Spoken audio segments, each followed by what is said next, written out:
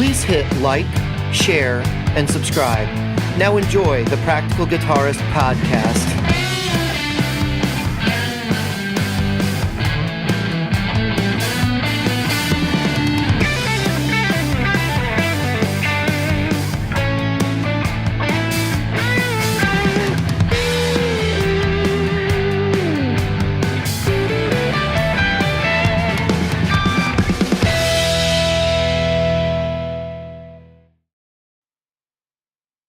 Good evening, Jim. Good evening, David. That's the first night that I've actually had it set up so that I can listen to the intro music rather than watching a progress bar. So it was bop. I was sitting over here and I was like, yeah, here goes. That's good. That's good. So yeah, we got an episode tonight. How about that? We got a lot of stuff to cover, just little stuff, but bigger topic, right? So, we had some new stuff we wanted to talk about. I forget exactly what we were discussing before the show, but I know there were some news items we really wanted to.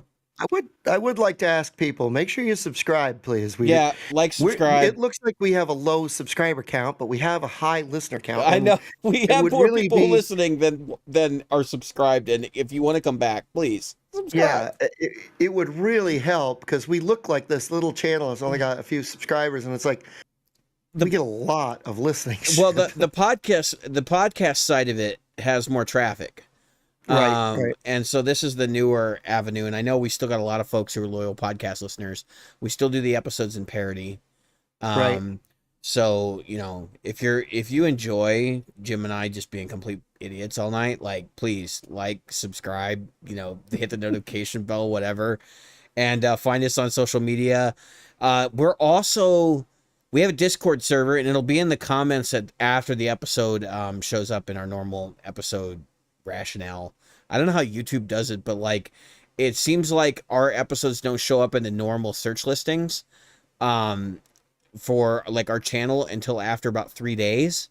And I think that has to do with the live stream giving you a window of time to edit before it's widely available. I don't know, and it might just be a silly thing that they haven't figured out yet. So anyway, we are a guitar podcast and there's lots of guitar stuff. I want to start off this episode though by, basically saying that NAMM was last week. All the big plethora of news exploded on Monday, Tuesday, Wednesday.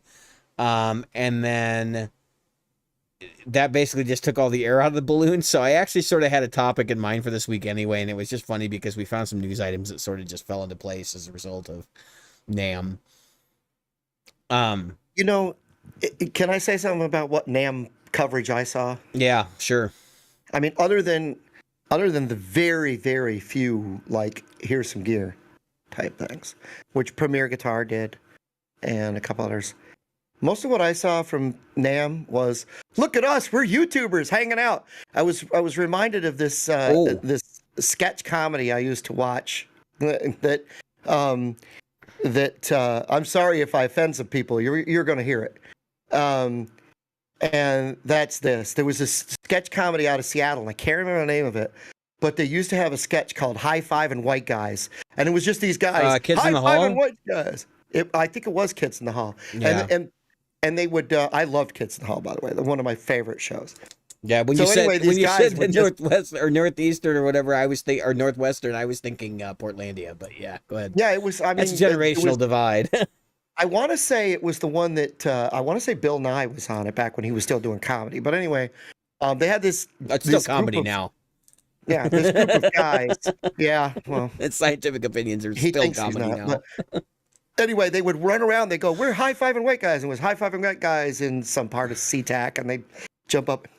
And they high five each other in these weird places. They're all wearing cardigans or polos, and they were all, look at us, we're high fiving white guys. And I was like, yeah, that's the YouTube community right there. Yeah, look at us, here we are, we're hanging out because we're high fiving white guys. And I was like, you do realize you are probably, and I'm not making a comment on their lack of diversity. No, they're diverse. Yeah, I am making a comment on the fact that it was like, look at us hanging out. That this is all we have we all traveled and stayed at hotels and traveled these distances to be literally late 80s, early 90s yuppies. That's what you guys looked like. I'm sorry, but that's what it looked like. And it to me, it was like, wow, whoopee. Did you hear what Namthrax was this year? Yeah, and then there was Namthrax. And I'm not going to say we know somebody who got ill. And it sucks. And it sucks, but at the same time, it is kind of funny from the perspective of like, you went to NAMM. What you think was going to happen? Like, I knew that was going to be a petri dish. That's part of the reason why I didn't go. Yeah, you mentioned that before you even, when you made the decision not to go, like a couple weeks before it happened. Yeah, and even though I wasn't like final on that, like, part of me was like, nah, dude. And if I was going to go, by the way, I would have been fully masked up at NAMM. You see the videos, and like less than 1% of the people are 1 out of 10 is masked up or something. It's probably less than that. And it's like, you're walking around a damn convention where people get sick every single year they have it. That's right. Well, that's in December. They always call it Namthrax every year. Yeah, it's Namthrax. They're like, yeah, we had Namthrax. I got Namthrax.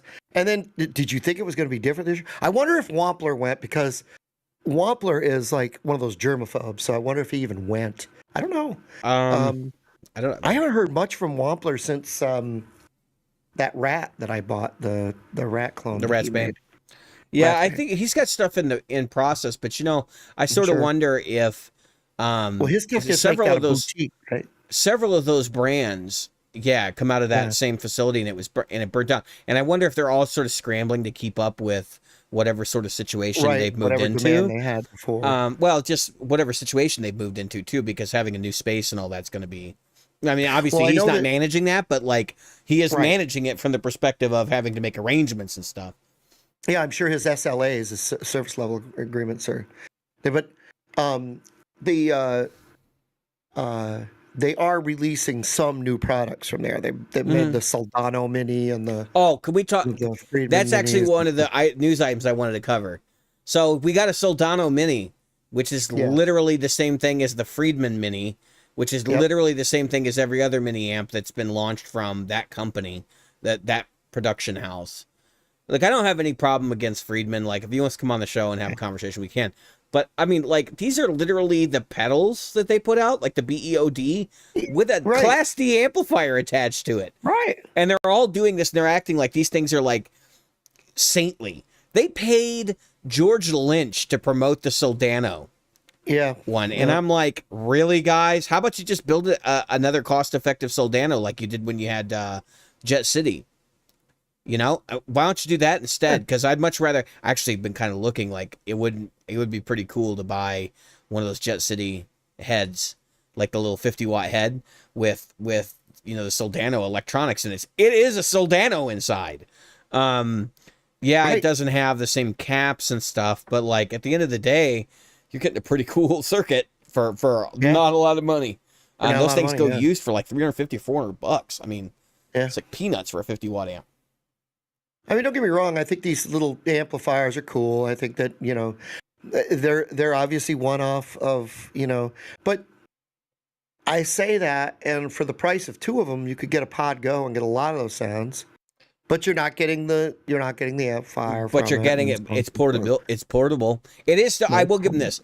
It's definitely still better than the Spark. Right. And the Spark Mini, but that speaks to a different audience who we're going to talk about in this episode tonight. Right. So the Soldano Mini thing, getting George Lynch to endorse it was like a really weird thing for me. I had a conversation with my local guitar shop though, and I think it was really interesting. So going to them, and then I said a cardinal sin to them apparently, which is that I was like, well, solid state amps in general suck. Now, clarification, I said in general. Right. Which means that like the vast majority of solid state amps in existence today that are coming out of factories new now are bad. They're not good. Yeah. So let me give you some examples. The Fender Champion, which is now the Champion 100, which is like just bizarre to me that they relabeled that line Champion. Because it used to be like Deluxe DSP and like Twin DSP and all that stuff. And then they have the Marshall MG series, which is like not changed in 20 years, except for maybe the effects have been updated. I mean, they're still garbage. They haven't been good in a long time. But the Pat was the one I was talking to. He jumped all over me and he goes, no, he's like, there are good sounding solid state amps. We used to sell some of them, and he gave me some examples. And like the one that came up that I completely forgot was the Marshall Lead 80, which was like one of these little micro head style deals. It wasn't a full on. I don't think it was. It was like a half size head for them or something, but it was designed for like. I remember seeing people talk about it as being like a backstage amp. Right, green room type thing. Yeah, but it's not like because they did those micro amps that were like small heads with 2 8-inch cabinets. I don't know who bought those fucking things, but they were flying off the shelves. And I remember what was it? The guy, micro Zach stack. Wild. Yeah, Zach Wild was pushing those hard. Well, that's because they built a bunch of them and put his plate on them, and he was getting money for it. I mean, like they sucked. They were awful.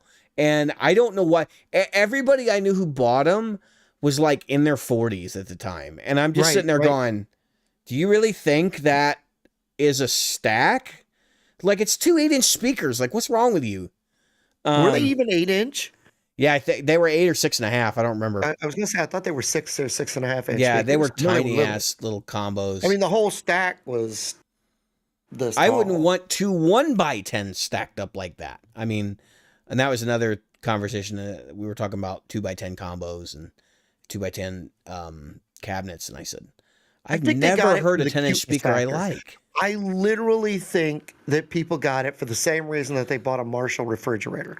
Was so that they go, look, see that paperweight in the corner? I would love to believe that, but I really think some of those people thought those things sounded good.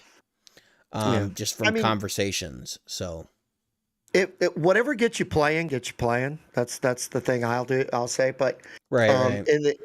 At the end of the day, that's a good thing.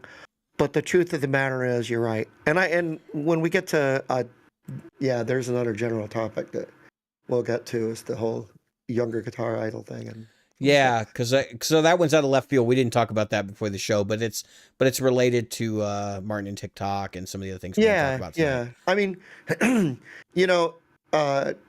again, I here's the problem I have, that there's nothing wrong with George Lynch. George Lynch is an awesome guitar player, right? Yeah, I mean, but George Lynch is an awesome guitar player to somebody of my age. I was going to say, he speaks to a very specific era. Right. There's people that are your age who appreciate it, but it's mostly... It was all the people that bought the little Marshalls, you know? Right. And the thing is that I think it was a shot in over the bow to say, okay, you guys that are my age buying Sparks, run out and buy one of these. I wouldn't buy one, but that's not because I think that it's a bad amplifier. I have an Amp 1. I can't complain. I mean, it's a Class D amp with a tube in it. Right, but most people our age who have a little bit of money have something like that. They have a Pod Go. They have a Helix. They have a like you have. They have the Amp 1. They have the Katana. They have an Iridium. They have the pedal that came out before this. Mm-hmm. So to me, it was kind of like, okay, I guess that's speaking to the blues lawyer that I'll watch these videos where it randomly YouTube will throw me a bone in my feed, like that isn't something I watch all the time, right? Or most of the time. Mm-hmm. And it'll be some dude unboxing like a $5,000 Les Paul. And then wait, and so they get done with it, right? And there's a cat in the background. There's always a cat or their little dog running around there. They've got this beautiful kitchen, and it's always this gorgeous room they're unboxing in.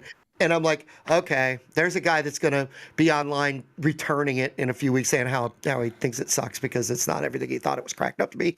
Because the next thing he does is he plugs it into one of these things that don't sound that good. Mm-hmm. And then he's like, this doesn't sound any better than my Epiphone. You're right, because you're playing it too. Well, all right. So real talk for a minute. People who watch guitar demos online on YouTube, if you're watching guitar demos to find out how a guitar sounds, I mean, that's really the silliest use of your time at this point, because the reason why you go and play a guitar is because you want to know how it feels, right? Like, what's the radius like? What's the geometry of the fretboard like? What is, you need the answers to those questions more than what it sounds like, and specifically because their listening environment, their recording environment, even the way they attack the strings is going to be different than you. Different. That's right. And so you need to know what you sound like with the instrument. So if you're starting out at guitar, like you're maybe 2 years in or something, and you're doing that, I'm telling you right now, don't do it. Stop it, because you'd be better off to go to the store and pick up guitars and just play every one. I mean, the truth of the matter is, when I look at the videos like this that I was referring to, I'm usually like, what was I doing right before we started? I was in Agalia, just playing. You were playing in Final Fantasy, right? And I had a video on the left, and actually, what I was watching there was the Casual Criminalist, and I had my Agalia on my right, and I was playing my video game while I was watching a video, or like actually kind of passively listening, because I'm not a person. I will not sit down and like watch a video. I'm playing guitar, I'm doing my laundry, I'm doing dishes, I'm walking the dog. It's in my pocket. I don't even see it half the time. Or I'm driving to rehearsal, I'm driving home from rehearsal, or a gig. That's typically when I catch Trogley. And so it's not because I don't want to watch it. I'm driving. I don't really watch it. No, you're more listening to it. That's why I said, like, a lot of this stuff could just be straight podcast content. Yeah. And to be honest with you, this stuff we're doing, that we're involved in, that's pretty much podcast content. Yeah, it is. It is. I'm unabashed about this being a video format that, like, we're getting away with because it opens us up to a new audience, but we're really doing the same thing. I mean, we're a podcast that has two talking heads on it. Come on, guys. I mean, let's be real here for a minute. And nobody cares. I mean, I'm not good looking. I'm wearing a black shirt with a 335 thing in front of an amplifier on it. I mean, that's for those who are not seeing stuff. I've got a Guitar World sitting across my shoulder. Got my guitars hanging behind my head. Not because I'm showing off to you guys. Half the time we record and those things are empty because they're in their cases, because I just got back from a gig, or I was heading to a gig and I did. Who would have thought that a podcast called The Practical Guitarist features people who practice guitar? I know, who actually play the guitar and play it. Some, sometimes they're sitting on the stand behind me, which is blank right now. But I'm too active. Like, I'll have people ask me, have you caught up with this TV show or that TV show? I'm like, I don't even know it exists. Yeah, I mean, I've got like a handful of things I watch. It's like you can count it on one hand. I'm up at 5:15 in the morning. I'm in the gym by 5:30. I'm home. I have to have breakfast. I have to get a shower. I have to get online to start working. I'll put a podcast in the background, and I'll be kind of semi-actively listening to it, mostly passively listening to it. It's just background noise, because I've got a humidifier. That's the hum that's in the background there, going, and that's it. And or dehumidifier actually at this time, which needs to be emptied. But that's my life, and then at the end of the day, I'm off at a gig. I'm off to practice with somebody. I'm sitting playing the guitar like you are. Sometimes during a conference call, playing guitar. I don't have time for that. Now, that doesn't mean that I think I'm above anybody. That's certainly not what I'm saying. But because obviously all that content is for someone, and not everyone can get to a place. When I was a kid, I thought a Les Paul sounded a certain way because I saw bands playing them on television. Right.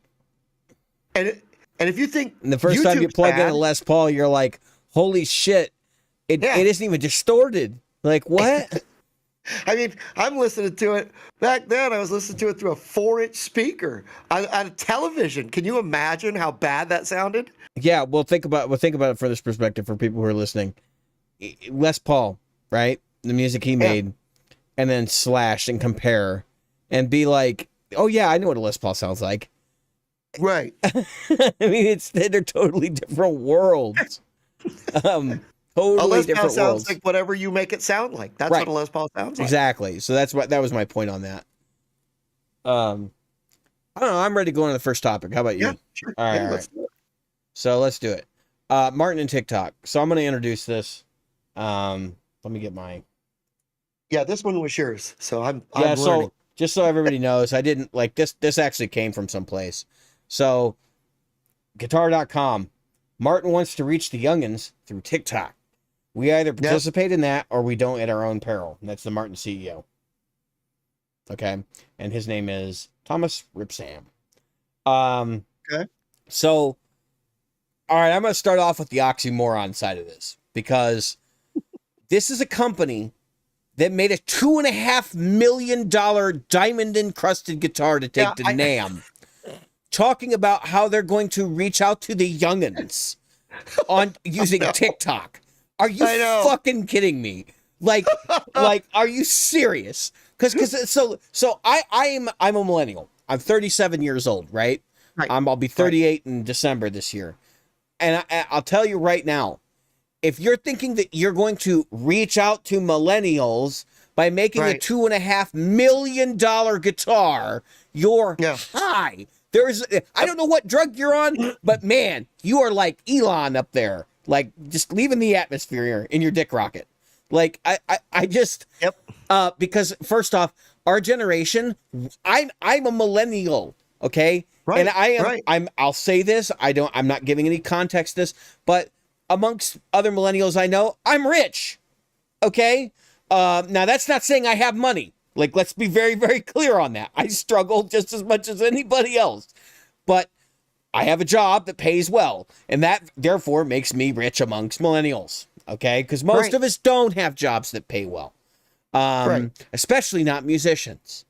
So let's get that out in the open. Now, that's the first side of this that I was just like, are you serious? And then the other thing is the TikTok thing. So they're talking about post millennials, right? Like Generation Y and stuff, and Gen Z, which my kids are a part of Gen Z. And I will tell you, my kids are 12 and 17. Yeah. And I can tell you right now that the 17-year-old could give two shits about TikTok. They do use the Instagram stories or whatever, which is not Instagram stories, whatever the Instagram equivalent of TikTok is. But they are very, very well aware of when they are being marketed to. And they are very, very well aware of toxic communities. And if you think that you're going to take CF Martin's toxic ass community, which is a bunch of, basically older generation that did not already get along with that generation, and you're going to marry them to TikTok, I mean, you guys are just like out of it. Like, you don't get it. It's not about speaking to them in a language they understand and telling them the same message. It's a different message you have to send. Companies haven't learned anything since I was a kid. Yeah. You would have companies when in the late 60s, early 70s, that would come out and they'd say, "We're hip to what you are doing right now. We dig it." And it's like they're doing the same thing. They're just doing the same thing. They're going to look at us. It reminds me of in Austin Powers when he goes, "I'm hip." See, they're speaking a different language, but they're not speaking a different message, which is the problem. The language is not. That's irrelevant, right? Right. It's the message. What I mean. $2.5 million guitar that everybody's supposed to ooh and ah over at NAMM versus someone who can't afford to buy one of your Stradibon neck pieces of shit. Right. Okay? Let's just throw this out there right now. This is a brand that in order to get into what I would consider a professional level Martin, you're going to spend at least $2,000. And whereas you can get competitive instruments from other companies like Breedlove for around $1,000. This is right. We talk about the brand tax that's associated with brands like PRS, Gibson, Fender, and Fender does have a brand tax. We'll cover that too. But we talk about those brand taxes, and CF Martin is probably the top of the heap, but we don't talk about them a lot because we're more focused on solid body guitars. Okay, right. Their brand tax is just beyond. It's astronomical, right. And it's kind of crazy. Go ahead. Yeah, you can buy into a decent Taylor for about $1,000, at least for about $1,000. Where you're not getting into a decent Martin. I mean, you're getting a Martin, but you're not getting a Martin. And it doesn't have anything to do with, I've heard people say, well, like, expensive Martins are made in a more esoteric style that's harder to make. And that may be true, but then you got to look at like other companies that have modernized that design and produce quality instruments for like $1,200. Yeah. I mean, Martin can't do that because that would devalue their label. That's why they can't do it. Right. That's right. Okay, so let's talk Martin history for just a second before we like really unload and move this topic, because we're going to move it in a different direction too. Right. But Martin history. So like in the 80s, Martin was collapsing. They almost went under. And they sort of turned it around in the early 90s. And I think a lot of that had to do with the success of artists. A lot of artists who are playing acoustic, but specifically Martins. And I mean, like, especially the women in the 90s. So there are a lot of acoustic balladeer females that were really cutting through that and brands like Fender not being able to get a foothold in the acoustic market probably helped them quite a bit too. If Fender had built a Martin killer, like a CF Martin style guitar for like $1,100 in 1992, I don't think we'd be talking about Martin in the same way that we do right now, as they have a brand tax. They would be more like Guild or somebody like that, where they exist and no one really talks about them. Except for, I obviously, like, I'm sure there are people that talk about Guilds. I'm sure there are the D28 is always going to be an amazing guitar that everybody always talks about, but it just wouldn't be revered in the same way, and the pricing would definitely not be what it is right now. I can remember Martin's failed experiment with Sigma. Do you remember Sigma? You don't see Sigma here anymore. I think Sigma's Japanese only now. And there's actually, so that's a whole other thing. Like someday we're going to talk about Japanese only brands. Guitar companies that like Orville. Yeah, Orville is an example, who are basically licensed to create guitars in Japan. So Japan has a guitar market that's like probably even more feverish than ours. And that's really what that boils down to. Let me get this browser off here. So their guitar market is like very collector oriented. And so because of that, there's all these brands that exist there that don't necessarily get sold here. One of these days, I'm getting to Japan, and I wanna film some of the guitar shops that are there if they'll let me, and because they have like different rules and stuff over there about that kind of thing. But just because I want to show people like Orville and like Japanese Ibanez, because it's different than American Ibanez, right? And then there's even Fender over there has like totally different lineups. You can still get Fender guitars with Floyd Roses and wild colors and all that stuff, like heavy metal strats, but actual Stratocasters and that kind of stuff. They don't exist here because there's no market for that here. But there's there's a bigger ESP presence over there as well. Yeah, there's a whole attractiveness to this thing that doesn't exist here. I forget where I was going with this. What we were talking. Oh, so we were going to shift gears. We were talking about Martin, and I definitely think Martin has that Sigma line probably still in production over there, and it's probably Japanese consumption only. And I would not shock me. It's like that's one thing always bothered me. Is like Sigma. I actually know two people that own Sigmas, and they said it was the best acoustic guitar I ever owned, like better than my Martin that I own now. The one guy, you know, and it's like, do you still have your Sigma? No, I sold it, and I'm like, you know, you sold it because you got the Martin, yeah, you know, like the Martin was supposed to be better, and so I talked about it being better and wound up not being better. So I want to posit that out there. Like, they don't even have an inexpensive brand. They decided to make everything under the Martin label. And where's their inexpensive stuff made now?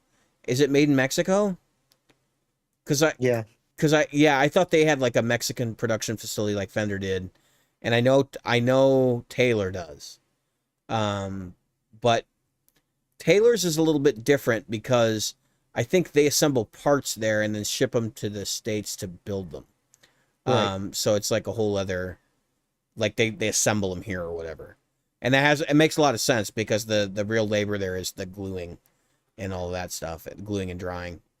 So anyway, so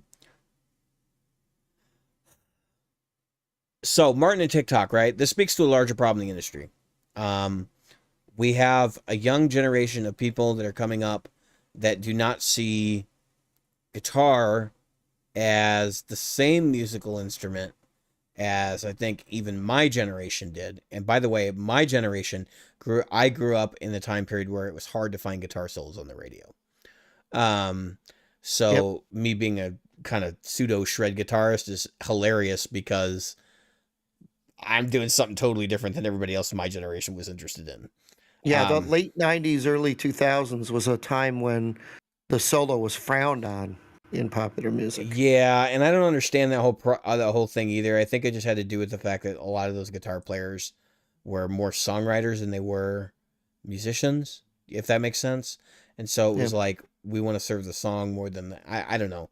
And some of those guys actually do play mean guitar solos. They've gone on to like the guy from Creed, his name escapes me right now, Mark Tremonti.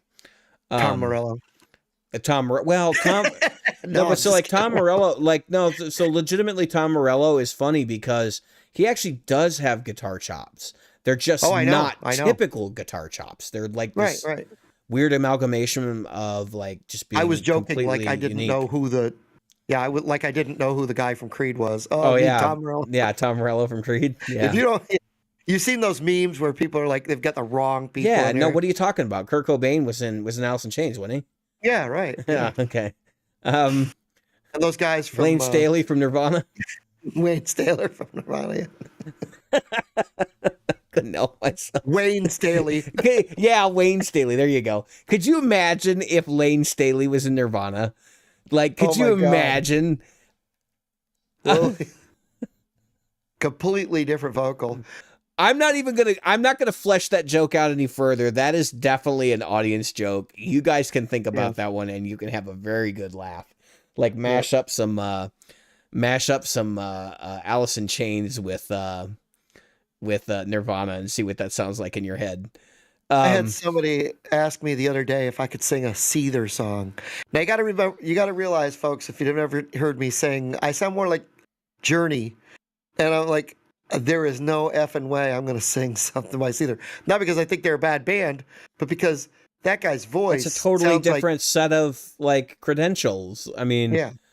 I would sound like that one time that Celine Dion tried to sing AC/DC. It's just not going to be good at all. I would suck. All right, so let's talk about the title of this episode. So this is why I wanted to talk about Martin and TikTok.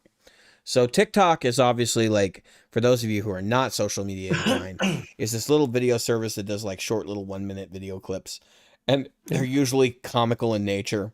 If you ever do go on TikTok, which I would recommend you just don't bother. I don't. It is like, if you look at the guitar tags, it's like 3 people on, or it's like 3 songs on there that people play over and over and over. And it is, look at me, I'm learning to play guitar. Okay, great, wonderful.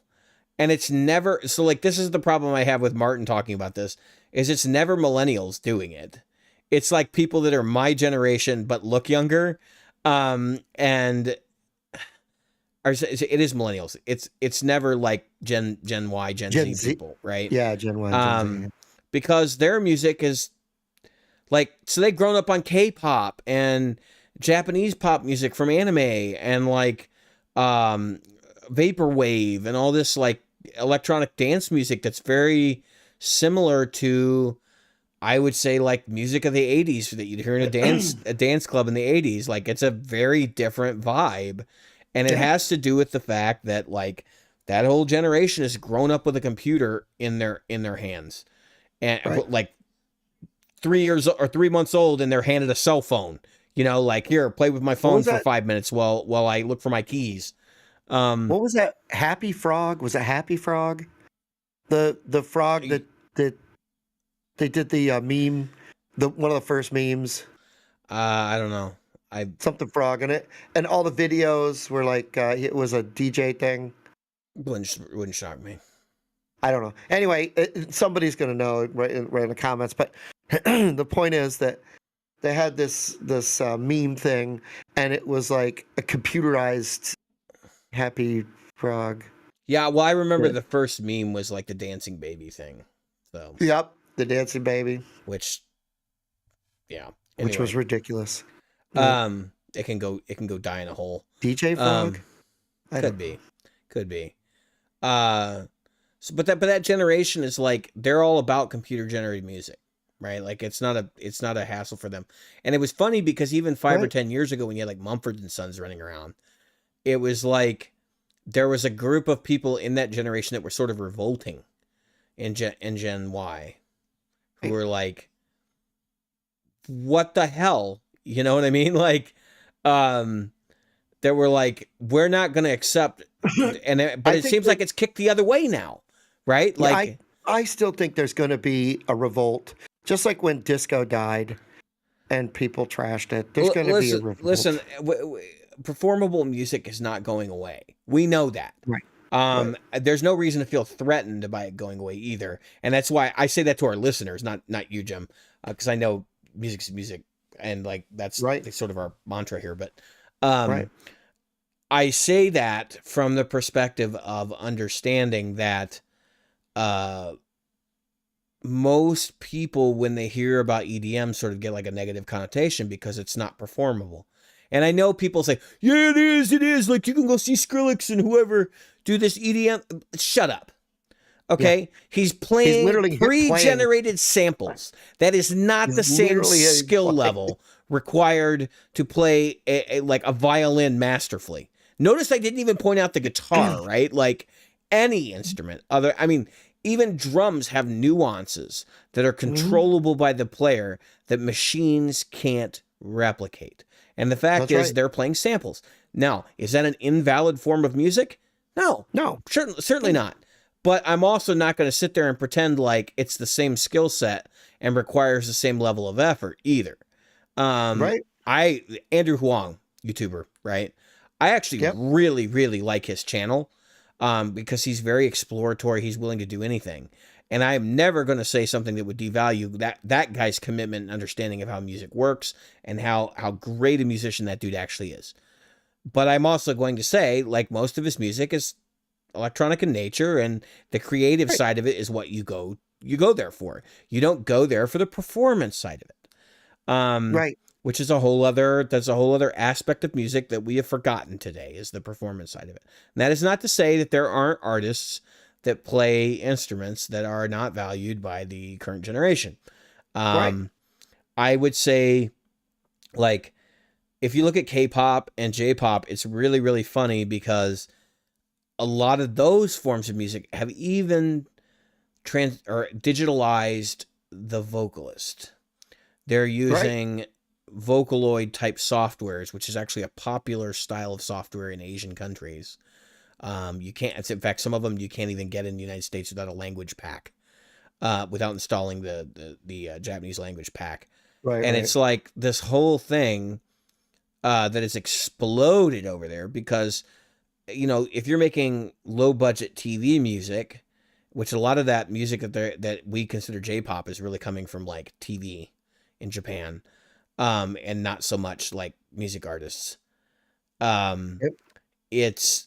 music artists over there, obviously, and so many of them are very, very successful. But I'm just pointing out that, like, the Miku pedal, A lot of people just don't even realize this. The Miko pedal that was burning up people's ears for guitars, like that's based on Miku, which is like this Japanese touring anime thing. Right. Which I don't think anybody really understands that that's like a pop star over there. Right. So, I mean, we're Westerners, right? We don't really have a lot of exposure to the Asian culture and their sensibilities, and also just basically how their economy and how their entertainment economy works. Right. So this younger generation is getting exposed to all these influences, right? And you got Martin, Right. you got Martin over here who's making grandpa's guitars, right? They That's made right. they made an electric guitar in the 70s. They haven't done that since. Oh yeah. And Yeah. I actually really like their That's long electric. forgotten. I've played a couple of their electrics. I've played 3 of that model, and I really liked it. But it's heavy. It's made out of solid mahogany. It's the heaviest mahogany guitar you've ever put on in your life. It weighs like 9 pounds or 10 pounds. And the body is like not balanced well, and it's a whole thing. So anyway, all that aside, Martin and all the things that I pointed out here, other brands in this industry are struggling with this too. Okay.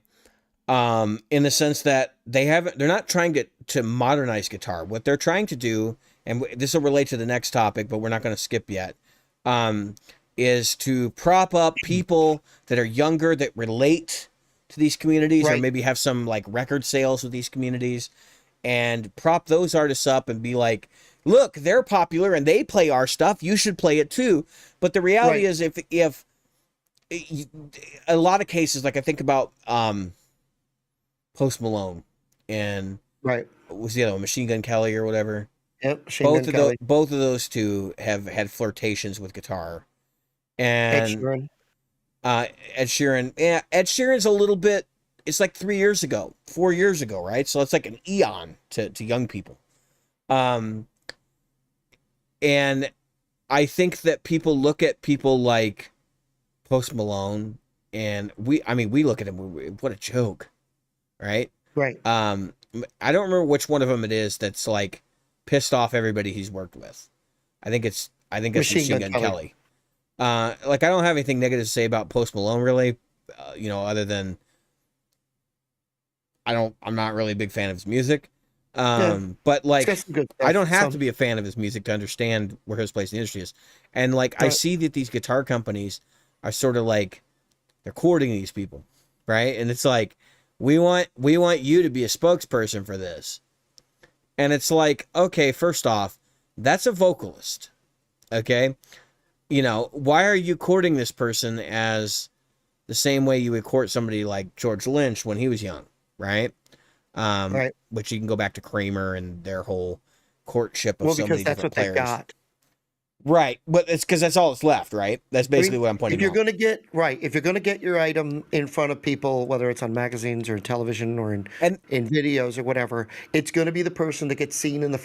Well, that's the way this industry is operated historically. Right. And now we got this new thing going on, right, called influencers. And that's part of why they want to get on TikTok. Because they're convinced that TikTok will be a platform for influencers to talk about their stuff. And I actually went on TikTok's website and I searched for Martin this evening. And I found a couple videos. I'm not going to play any of them. You guys could do that on your own time. Use a burner computer if you're going to do it. Because TikTok sucks and is notorious for, malware and all that. I'm not going to let you get risky. But anyway, if you go on TikTok and you search for Martin, like one of the first things that came up is a guy comparing his cheap Martin with his expensive Martin. And it's like, well, that's exactly the influencer thing, right? That's making advertising that doesn't seem like advertising. Do you know what I'm saying? Like, that's what that is. Yep. And we've seen that. I mean, some of our friendly channels do that. You can watch those videos if you're interested in gear. And like, I think that that's the approach they want to take. But I kind of like look at this situation and I go, you're using the most toxic social media platform ever for marketing videos that like maybe won't even work because the algorithm won't serve them up since they're not about Machine Gun Kelly or Post Malone or whatever other current like young music person that's burning up the performing side of music's charts. Now, granted, I want to back this up a little bit because I'm not going to pretend like I'm a complete idiot. We know that we just had like a big music festival a couple months ago. We covered it on the show. And there will be more. I'm sure Burning Man and all that stuff will happen this year. And we know that there are music people, young people performing at those shows, right? And that there are artists that appeal to younger generations. So Right. it's not a complete vacuum. I'm just saying guitar isn't what it used to be, but these companies seem to think it is. And I'm not just going to pick up on Martin. I want to talk about some of the other companies before we start talking about young guitar idols, which are already starting to go down that path a little bit. So Fender. We know Fender has been very aggressive with making sure that the quality of inexpensive instruments is raised, right? Like in that side of the industry.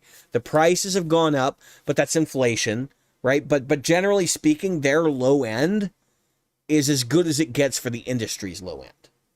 So like if you're going to buy a $200 Squire Bullet, which I believe is like 200, right? It's like $179 to $189 now. If you're going to buy a Bullet, your Bullet is going to be infinitely better than a Bullet from 5 years ago. Well, I would say infinitely better than a Bullet from 10 years ago. 5 years ago, they were starting to get pretty good. And it's getting to the point where that's very clear to me. They understand the millennial market probably better than the other brands do, in the sense that the post-millennial market, they don't have money, right?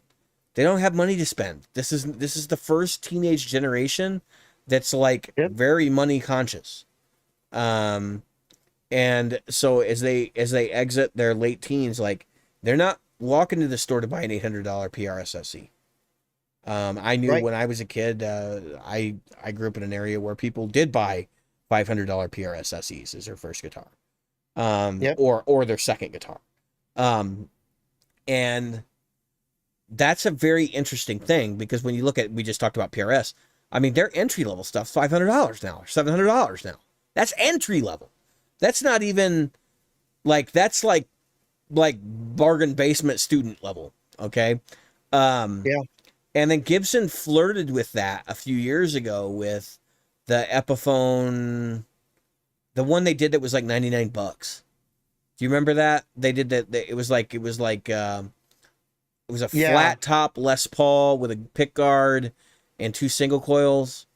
And those guitars one of them got tossed off of a bridge. We know about that. That was very famous. That was pretty fun. Yeah, that was very famous. And infamous, depending on who you are. Both at the same time. That was an Epiphone SL. That's what they call those. They were Epiphone SLs. I don't think Epiphone's doing that guitar anymore. They might be. I don't know. I doubt it. So the reason why I brought that up is because it looked to me like Gibson and Epiphone were sort of reaching out. Like, we know we need to design a guitar that can reach that low end of the market. Now, I don't think you necessarily have to have a $100 guitar for it to sell, because I'm going to give you some examples of some other products that people in that generation would spend a bunch of money on. PlayStation 5, which is a $500 or $600 game console, and people are buying them, and they're not people. Now, people in Jim and I's generation are buying them, but like my kid would save up the money to go buy one if they could, and that whole thing, which is just, I get it. I guess, put all your money into tech so you can throw it away. I don't know. It seems weird to me. Because when I was a kid, and I remember they launched the PlayStation 3, and I think it was retailed for $700. I remember going, what the hell are they thinking? This generation would be like, it's got a newer processor, it's fine. It's gonna be really fast, Do you need it to be that fast? Okay. Yeah, please, please tell me how that feels for you later. But so it felt like Epiphone Gibson had reached a point where they were going to start doing that, and then they've done this complete about face now where the company has changed hands and they've revamped their market and they made all the mid-level guitars great, right? And then the high end just gotten higher, stratospherically higher. We were talking about the price increases last episode, so we have to kind of acknowledge that. We did. But but it seems like the low end is not getting any cheaper from Epiphone. And that's largely due to the fact that they're still going to offer, they're not going to, the days of them offering every guitar in a bolt-on model to make the price go down it's over. And I would argue that I think we're going to see Epiphone more competing with PRSSC than we're going to see Epiphone competing with Squier at this point, because the level of quality there has to be higher in order to support the construction method of those guitars, right? And it's so. I was talking to somebody recently. I want to shed some light on this because we talked about this on the show before. Construction of a guitar and why the price issue. So when you buy a Stratocaster and it's a bolt-on neck and the neck warps because it's an inexpensive guitar and it, didn't have enough care or whatever, that's a quality control issue. Yeah. And Fender warranty replaces your neck with another Squier neck and you move on. If you do that with an Epiphone, they're going to bandsaw that Epiphone and give you a new one. Which means that, like, all of the labor that went into your Epiphone is, as long as it's not bolt-on, right? All the effort that went into that Epiphone is just flushed down the toilet. Which is why it has nothing to do with the construction of the guitar and how much money it costs. It has everything to do with the fact that the construction of the guitar costs more money when they throw it away. That's right. If that makes sense. So that's why when you buy a whatever neck through or set neck design, it costs you $200 more than a bolt-on equivalent. That's why. So anyway, moving on. That myth all settled. So part of the reason why we don't have this like level of buy-in, I think, from young people that like we're talking about Coachella, right? Was because Gibson, Fender, like different construction styles and the price points that are attached to those. So I don't think that representation has anything to do with anything else other than the style and that era price point and that preference. Because once you develop, it's like me. I started out playing a Strat because it was cheap, and I have continued to gravitate towards Strats because I'm comfortable with them. Right? That's, I think, what's going on there. Similar proposition. Not controversial at all.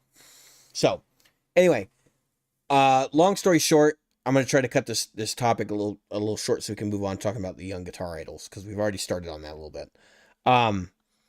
The long and short of it is basically that, like, Martin and other companies are trying to reach out to the younger generation, but they're doing it in a very, like, mismatched way, and there's no telling whether it will be successful or not, because I think largely whether they have success in that is going to depend on the market and what musicians are able to get in front of young people.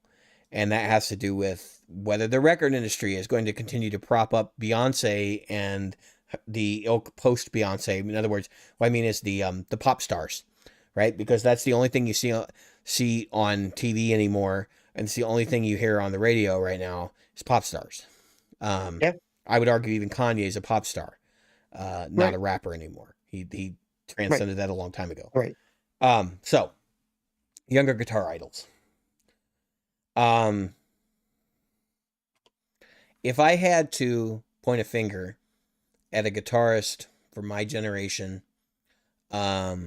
really kind of the cusp of my generation and Gen Y and Gen X, I'd probably say John Mayer.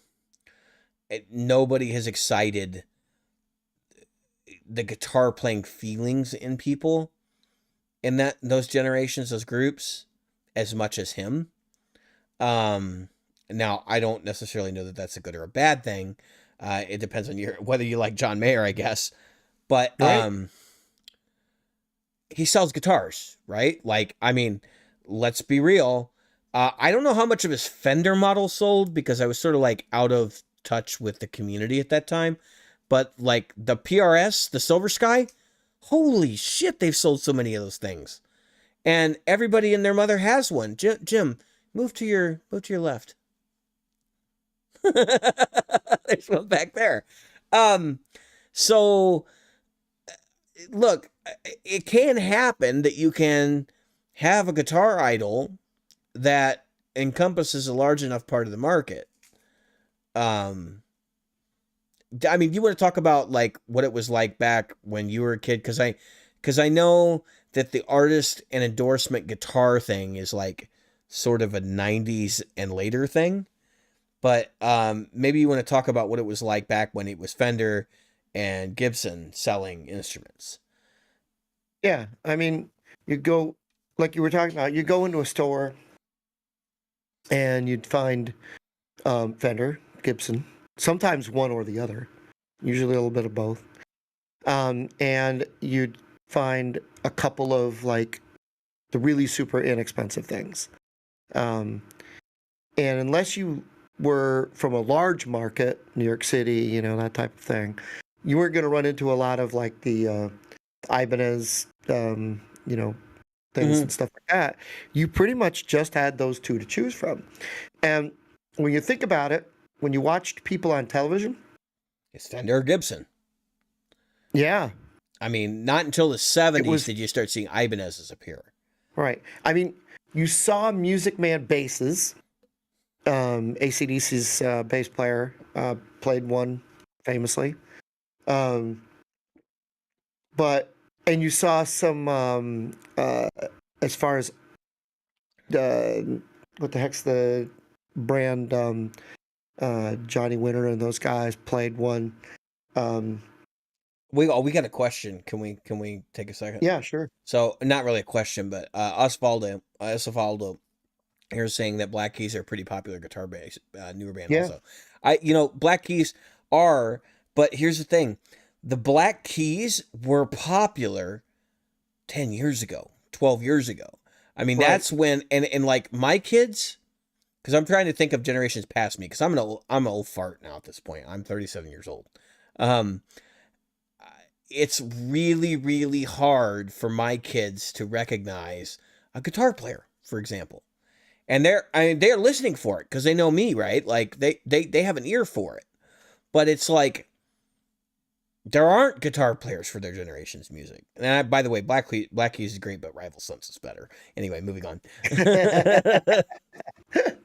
I was listening to a Black Keys song because we used to cover a Black Keys song in one of my bands a while ago, and I was like, oh my god, that song is actually like 12 years old or whatever. I was like, holy smokes! And I remember seeing the Black Keys in Rocksmith 2014.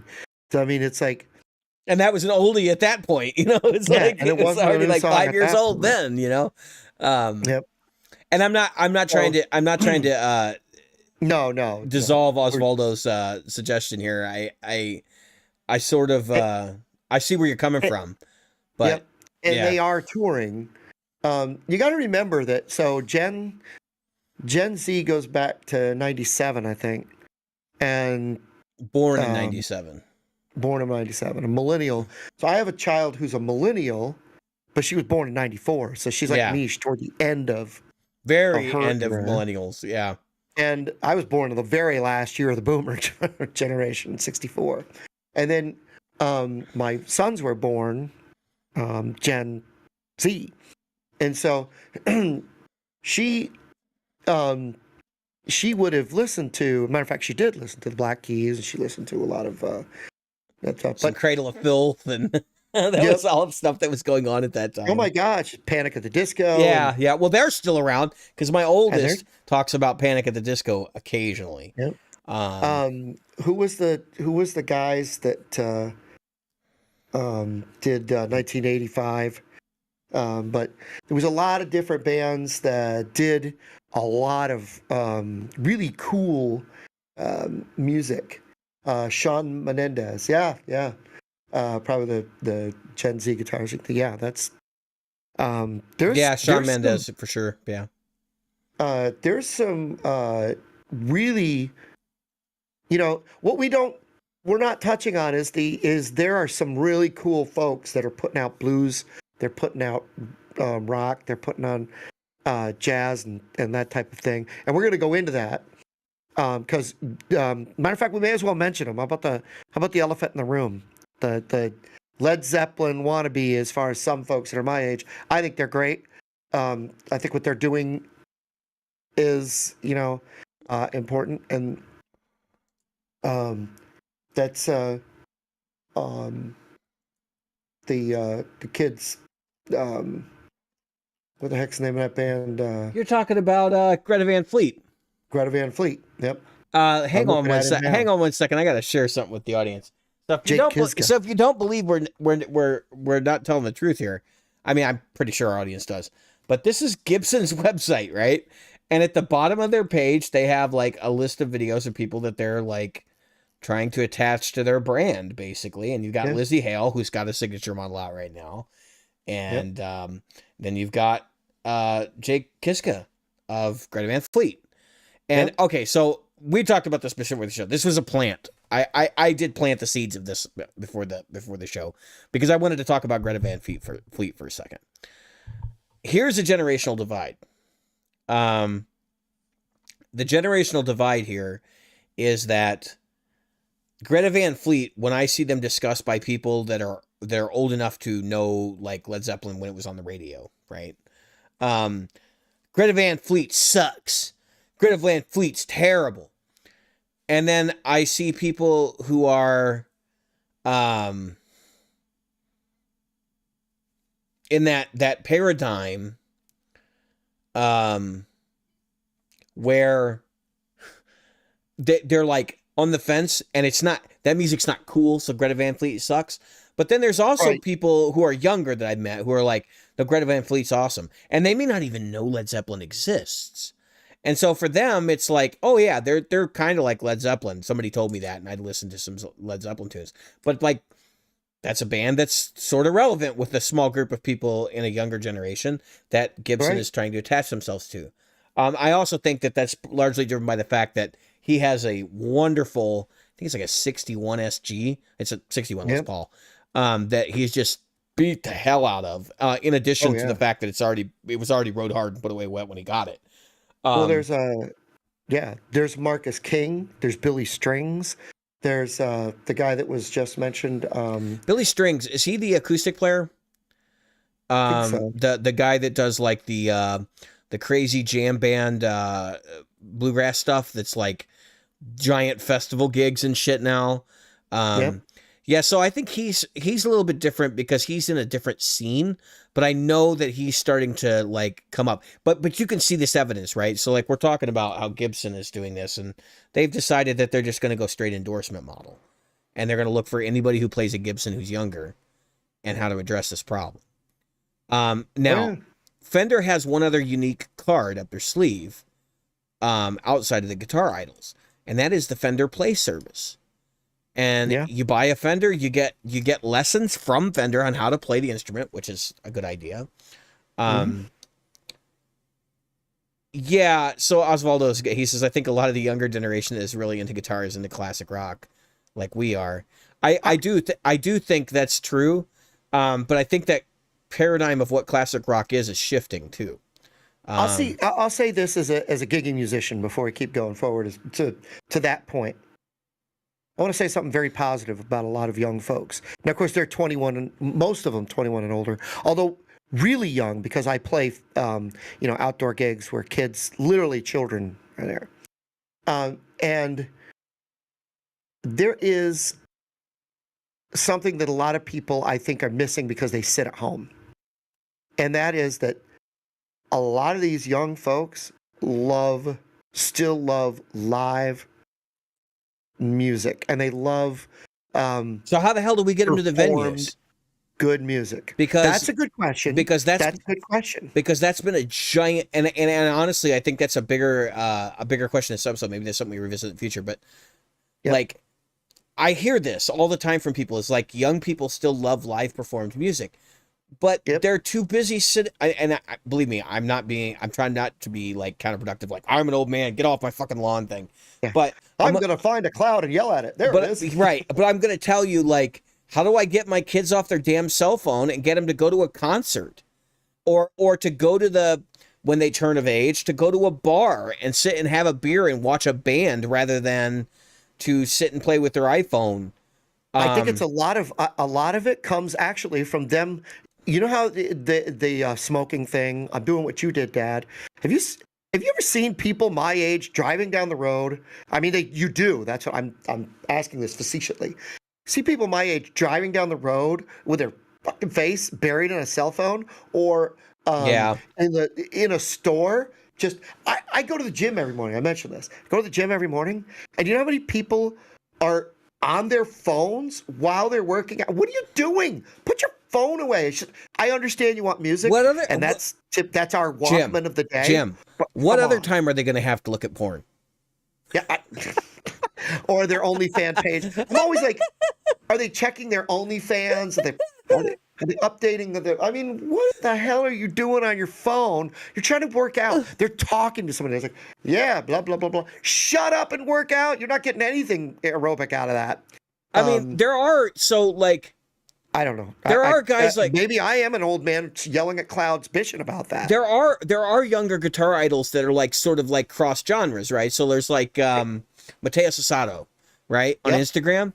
Like for whatever reason, anybody I've shown Mateus Asado in the older generations, like, oh yeah, I know him, or is it not necessarily I know him? Like, oh, I know that guy's good. Like, yeah. You know what I mean? And nobody like bats an eye at saying that Mateus is like an incredibly talented guitar player. But at the same time, like you look at his Instagram followers and stuff, and I'm sure there's like tons of Gen Z and Gen Y in there. And that's why I'm like, there's somebody with cross-generational appeal, and he's a Sir artist, I think. I think so. Sir artist, Jackson pedals. I don't know what, probably Sir amps as well. I mean, that's somebody that Fender should court. Right? Or like maybe even Gibson. Yeah. I don't see a reason not to. Yeah, to their credit, they're there for Marcus Miller. They're there for Christone Ingram. They're there with a lot of people that are younger. We talked about Izzy Hale. Yeah, Lizzie? so we were going to talk Lizzie about Hale. Yes, Lizzie. Lizzie Hale. We were going to talk about Lizzie Hale for a second because people are fucking losing their minds. Lizzie Hale has a new guitar out. This is it, right? And it's the Explorer Bird. But if you've been on the gear page or in some of the Facebook groups, actually we'll pull it back up because I want you guys to just be able to see it. Jim informed me that people are losing their mind over the name of this guitar. That they're like really, really pissed off that it has an inverted Firebird headstock and they're calling it the Explorer Bird. Yeah. I think it looks great. I think it's cool. Fine. Who gives a shit what you call it? Number one. Number two, it's a Firebird headstock. Whether it's flipped upside down or not, who cares? Exactly. So, and then they were talking about, would they talk about banjo tuners or some shit? Like as well? It's like, who cares? It doesn't have the Who cares? Steinberger tuners. Oh my God, Jim, imagine they didn't build that stupid Time Warp series that Fender, that was it Time Warp or whatever that Fender made that was like, oh, we're going to put Strat necks on telly bodies and, all this craziness. Like the Paranormal series. Paranormal. Who cares? I didn't care about that. Why would I care about this being labeled something funny?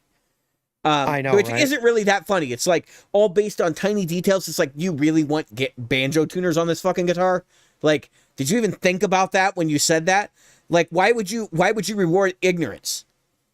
You know what I'm saying? Like, why would you? I mean, it's like saying, man, this Les Paul plays so goddamn good. It's not a real Les Paul. Right. That's I said it deadpan because that's how I feel about it. Like, that's exactly what this is. So anyway, that's Lizzie Hale. I'm a fan. Again, I think if you keep scrolling down, go back to that page. Sure. Well, go back to Gibson's page. If you go back to Gibson Generation, go back to Gibson's front page. Scroll down underneath the. I want to know where I can get the Gibson branded meat cleaver. Yeah, and you'll see G3 Gibson Generation Group. Yeah, and then if you click more, there's a whole, like I said, there's 15 kids that are being now. They're all like I guess prodigious. Well, these are the program. These are the program mentors. Well, there's mentors, and then if you click learn more, you'll see the kids. They're mentoring. Okay, all right, yeah. So they're down below. Yeah, okay. Yep. And so what I'm saying is, yeah, and so there's the kids that are getting mentored. One of these kids is going to be the next. Can, one of these kids is going to be the next Joe Bonamassa. Yeah, I mean, and that's the it's thing. going to be Ren. Yeah, I don't know. I'm just like pulling one out of my ass. I actually like this clothing. I was like, all right, yeah, that's new wave. Yeah, I'll do that. Yeah, but you look at these kids, and there's a lot of, a lot of. What the hell? It's Jimmy Page, but he's from Atlanta, Georgia. I know, right? I saw that. This is good content right here. I'm so glad you sent us overhead. Troy Bell, he looks like he belongs in an album already. I mean, these kids. Oh yeah, for sure. We get some new chat messages. Let's acknowledge them for at least for a moment. Osvaldo says Orianthi is a talented female guitarist, not mainstream popular. Yeah. Maybe we need more guitarists to pick, girls to pick up guitar to bring the guitar back in the market or into the forefront. And that's group. Predominantly what we've been saying is like that's the only. So like if you're Fender and you're like wanting to increase your market share, right? You're an international company. You see Fenders in every country in the world. Basically, if somebody has a guitar in their hands, there's probably a 40% chance it's a Fender. 40% chance is Gibson and 20% is something else. And the reality is that like Fender has identified that they need to grow in that market because that's the only area of growth they have available to them. And I think Gibson at this point would be totally remiss if they weren't thinking along the same lines. Right. And I think we've seen more of that. Lizzie Hale getting a guitar from Gibson and that whole thing is she's highly indicative. Yeah. Highly indicative of a company that's paying attention to that trend. It's not trend, it's that area of growth, right? Right. And for folks that don't understand what the ambassador is, that's a level above just getting a signature guitar. Mm-hmm. Lizzie Hale is someone who you represent Gibson's brand, right? Like this is a person that represents all the ideals that Gibson has about, music. That's right. It's a lot more than just being a signature guitarist, and I think that's important. I don't know if Fender has. I mean, they do have a lot of female guitar players. Don't get me wrong. I mean, there's is it Her, Her? Yeah, I think so. She's a Fender guitar player, but I don't think.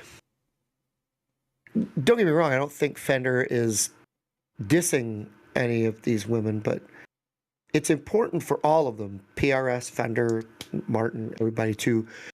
Every time somebody says my fingers are too small, or my fingers are too thin, or my fingers are too this, or my fingers are too that, it's a geometry issue. That's right. I point them to these girls, these young girls. There's an 8 or 9. Point them at me. Look at my hands. My short, fat hands. I'm looking for something that. Oh, here, guitar pedal. We all know what a guitar pedal looks like size wise. My hands are not much longer than a guitar pedal. No. If you go to Guitar World's site, there's a girl that played this incredible guitar thing on an Epiphone Les Paul, and she's 9, and so it's the people that use that as their excuse. Let me see what she played. She played. Watch 9-year-old guitarist Maya. I'm gonna mess this up. Neelakantan tackle Tool's 16-minute epic 7 Empist. I mean, on an Epiphone Les Paul she got for her birthday. So yeah, let's. Well, and we know that every generation that comes around, like they have a different style, and they also incorporate a lot of what came before. That's right. As crazy as it is when you see somebody like Tomo Fujita or Matthias Sasato, the next generation, or even Tosin Abasi, it terrifies me what I'm going to have to learn to cover some younger band's music if I choose to do that later in life. You know what I mean? Because we got Tosin Abasi and Matthias Sasato and some of those other guys from the gent genre who are just like up here somewhere. They've set the bar incredibly high. So there's that, right? And I think that we're starting to see the reality that you can't just, oh, look, I put this flag on my page. So I'm this big company and I put this flag on my page. Now I've represented. I think that they see that they have to do more than just an Instagram post or two. They have to actually. Somebody should probably tell Jeff Kiesel that. Yeah, exactly. You have to invest real time into the things. Orianthi, obviously, she's got a signature Gibson as well as a signature PRS. Not much can be said about many women that have multiple signature guitars across different things. I know that Nancy Wilson has had a few signature Gibson and Epiphones, but she's Ovation. She started with signature Ovations. So Orianthi is definitely one who steps out there and does her thing. She's obviously extremely talented. Okay. So before we switch gears here, I just want to kind of do a recap. So we've basically covered the fact that like the industry needs to adapt. They need to attract young people to a dying instrument, or not at least if it's not a dying instrument, a dormant instrument. Because I think dormant's probably a more appropriate word. I'm not one of these people that wants to do clickbaity titles and stuff. And that one of the ways that they've done that in the past is to do endorsement deals. I don't know how effective that's going to be because there's not a whole lot of people to endorse that have the talent level of, say, like Eddie Van Halen or something today, and that's pop star level, right? So, like, that's the thing that people forget about Eddie Van Halen. As technically talented a guitarist as he is, he was also topping the goddamn charts regularly, and that's what is, like, missing, right? So, all these names we've talked about from just to go down the list, we talked about Shawn Mendes, we talked about Matteo Matusco, we're talking about, you know, I think we mentioned this about a couple other people in this conversation, Mateus Sasato, and all of these people, and I don't think any of them are necessarily chart topping with their guitar skills. So let's just keep that in mind. Like these are people that are connected to the guitar community. They're your Steve Vai's and Joe Satriani's that like don't really have a huge following outside of this industry. So that's where I'm going with this. Like, we don't have a guitar wonderkind to prop the industry up right now. So I don't know how that strategy is going to work, but they are trying some other things too. Obviously, you know, this thing from CF Martin seemed to be pretty laughable. Them going on TikTok and being like, "Hey, we're the 80-year-old guitar company, and we're getting on TikTok." Like, It's like, oh my God, it's like a geriatric company getting on TikTok. You know what I mean? Like, it literally reminds me of what the White House tried to do when they were like, listen to these TikTokers tell you about, and of course they got thrown under the bus because nobody stood behind them when they were asked the hard questions. But the thing is, like you said, if you go into, I don't have TikTok. I've literally never been on TikTok. I've been on TikTok. I got to tell you, it's a complete waste of time. But I can say this, from the videos I've seen that were shared on YouTube, it's like there's like 4 songs or something, and then it's like everybody does some video to those songs. And there's like 18 versions of the same song. That I was going to say there's like that one song that gets played over and over and over. I can't remember the name of it offhand. God, we're going to have to come up with it because I think I'm going to have to mention it in the next episode. It's one specific song that like everybody, it's like the track everybody has to learn now to play guitar. You know, what's Crazy Train for my generation and whatever. And now it's like this other thing, which is like super easy to play. That was so anyway, Eruption for my generation. Well, I learned Eruption without tab, and it was funny because like I probably can't play it note for note now, but I could. Can you hear this? Do I need to turn it up for you? Yeah. Well, I mean, I learned it, but see, the thing is that like it was accessible, right? So I could watch a video of him doing the tapping thing, and like, you know what I mean. So it's like a lot easier to pick that stuff up when you see him doing it. Yeah, for us, it was a picture on the back of a record, right? Him holding his guitar up like this. Yeah, and you're like, how the fuck did he play his guitar like that? like this with his Yeah, yeah, microphone. yeah. I know the And pictures too. yeah, I have that album. That is literally going to be the next one that goes behind me hanging is Van Halen, because that was, to me, I hate to say it, but is and still stands to be the test of time for me, one of the greatest rock albums of all time. Do you know what my favorite Van Halen song is right now? And you guys are all going to laugh. I have to share this before we move on to the next segment. 5150. Little Guitars. Oh, that is a great song. It is a great song, but it's like totally ridiculous. The lyrics mean nothing. Yep. It's like, it's freaking great.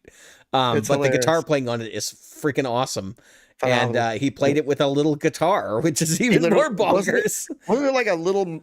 It was a little Gibson Les Paul. The custom shop made it for him. Yeah, it's a whole thing. So it's the only like Les Paul he ever used on record or some shit. And like, before we jump off, speaking of a guitar player, we're not jumping off yet. We got 2 segments to go. No. I mean, before we leave that segment, we didn't talk about the mammoth in the room. Yeah, go on. Mammoth, right? I mean, yeah. Well, he's Gibson or he's Fender endorsed. He's Fender endorsed. So he should be Fender endorsed. It kind of makes sense, right? Since my understanding is he's like the lead guy over there right now in design and discussion. So I don't know if he's like approving. He's probably approving stuff because it's so like I'm sure that there's an estate or a trust, but he's like leading that trust or whatever. What I'm excited about, and of course, we'll probably get that. Well, we're going to the next part. This is kind of a good segue. Yeah, so let's talk holiday announcement predictions. Since we're post NAMM, what do you think is coming for the holidays? I think we're going to get the hollow body EVH thing from the one that he's playing. Yeah, that Wolfgang is playing. Wolfgang, right? Because I think we're going to see that. I mean, maybe not for the holiday, but I think it might be ready for the holiday. The hardest thing, usually a company they know what they're going to release the holiday by now. They know it. They know what their numbers are going to be. Sure. They know when you're going to go. They've already developed it. And in some cases, they actually show it at NAMM and have an NDA. Right. It's behind a closed door, Yep. It's like, here, let me show you what we're bringing out in the winter, especially this year because they only have one NAMM. Right. It's not even clear whether they're going to have a January NAMM show. So my understanding is going to be April or something next year. All right, so I'm gonna throw some stuff out here. Yeah, that I think may happen. I think we're gonna see new Gibson amps. I'm 50-50 on that because I think I've been holding off. Mesa Boogie, I think, jumped on that bandwagon like, oh yeah, we're gonna make a Gibson amp, and Gibson was like, yeah, we're gonna make amps, but I don't think that was really the plan. I think the plan is to maybe now, maybe post-pandemic, maybe with the tube shortage, it's to prop up Mesa Boogie and make it like synonymous with the Gibson brand. Which is okay. I mean, I guess right. I will tell you, I've seen some very, very strange shit come out of the Mesa Boogie camp in the last couple of months, and I haven't been reporting on it because at this point I think it's pretty clear that it's now Mesa Gibson. One of the things that they did that I got, and I'm not pointing a finger at anybody, and I don't think this is clandestine information, but I got tubes on order for Mesa through Sweetwater because they're hard to get right now, and I figured I'd just get on a waiting list, right? Well, I got an email yesterday from my rep, and he says, I need your amp serial number and the manufacturer part number for your amp so that I can provide you tubes because Mesa is not selling tubes to people who don't own Mesa amplifiers. Okay. And it's because of the tube shortage, because we're going to talk about that here a second too. I think we're going to see a lot of tube-based announcements. PS Vane is now making tubes. I have heard tales that the Huang factory is about to come back online. The company that makes our JJ, right? They're about to come back online as well. EHX is producing tubes again. So this whole tube friggin' crisis nonsense, it's over, right? And then I wouldn't be surprised to find out that Western Electric it was Western Electric, right? That said that they were going to make tubes. I wouldn't be surprised they decide not to at the end, because there's like 5 new brands coming out, you know, and 4 factories and 5 new brands. This is more tubes than we've had in like 30 years. So that's an announcement that I think we're going to see, is that like maybe that Western Electric will not be producing tubes at the end of the day. Maybe they do. Maybe they say, you know what, it's worth it for us to enter this market. I think their prices just went up because there are more alternatives at the lower end, so it doesn't really make sense for them to position themselves to be super competitive. If they're going to provide a quality product, you provide a quality product at a price that matches. I don't know. You guys can weigh in on that one in the comments below. And you're watching us on YouTube. If you are, like and subscribe, hit the notification bell. If you're listening to this in the podcast, please, in your chosen podcast app, leave a review of our podcast. And if it sucks, let us know, because a review is good review, regardless of whether it's good or bad. Just be constructive, because we have had episodes where we literally read our comments. I'll say this: it looks like they're still just producing the 300B. Oh yeah, no. I said it from the beginning. That's a year out. You won't even see. We won't even hear about those tubes. Yeah, if they actually turn it into a reality, which they could pull the plug on that at literally any moment. So anyone that thinks that like that was a done deal, who knows? I think we're going to see more announcements about Sweetwater expanding their business, despite what a certain other YouTuber, who I will not mention because he really pissed me off, because he took shots at other YouTubers, and I didn't like that. We were regarding so this week it was announced that Sweetwater opened another distribution facility, and said YouTuber said directly to the audience that other YouTubers were being silly and saying that they were going to expand internationally and take on Toman. And I'm like, dude, it's been like 6 months. Are you fucking crazy if you think that's not going to happen? Like, right. It's just bonkers. In fact, them building a facility out on the West would certainly be a lot closer to California, and would allow them to make pit stops with stuff on the way to shipping it out of the country into Asian markets. So, right. You know, maybe you can pretend like you understand logistics, but you probably don't. Logistics is a very complicated business. And so I would say that is all going to change in the next 2 years. It's that long of a timeline for them to start marketing overseas. Yeah. And if Sweetwater had any sense, I don't necessarily know that you would be looking at just expanding by building facilities and just expanding your business model that way.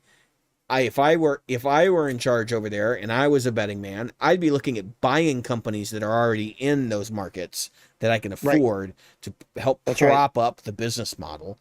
And on top of that, I would also probably be thinking about maybe forming some shell companies that would help me insulate myself tax-wise in the United States. Oh no, Amazon does not sell more guitars than Sweetwater. No way in hell. Not even the cheap ones. No way. It's funny because Amazon sells like a ton of shit, but we know what Sweetwater's numbers are because of the deal when Chuck transitioned, and they are easily the biggest guitar dealer in the United States without question.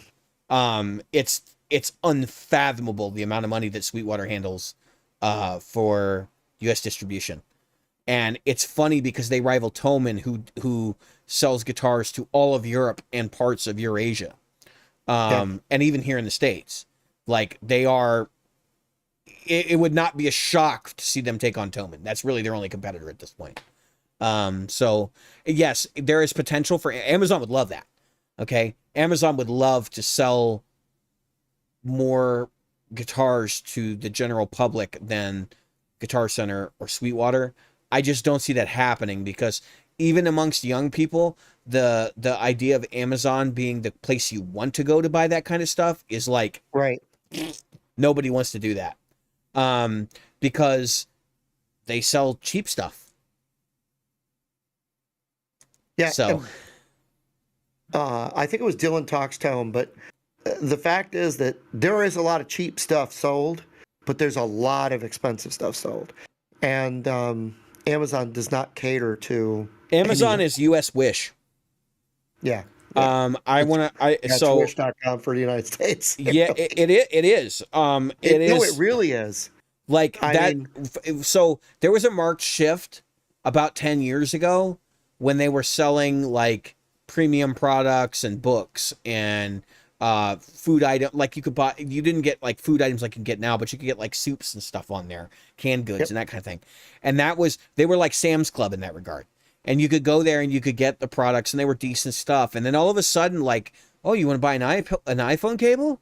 Oh, well, we got the Amazon Basics brand and we got these Yep. Chinese brands, and it started creeping up. And it started with Marketplace, but now it's like it's just taken over Amazon directly.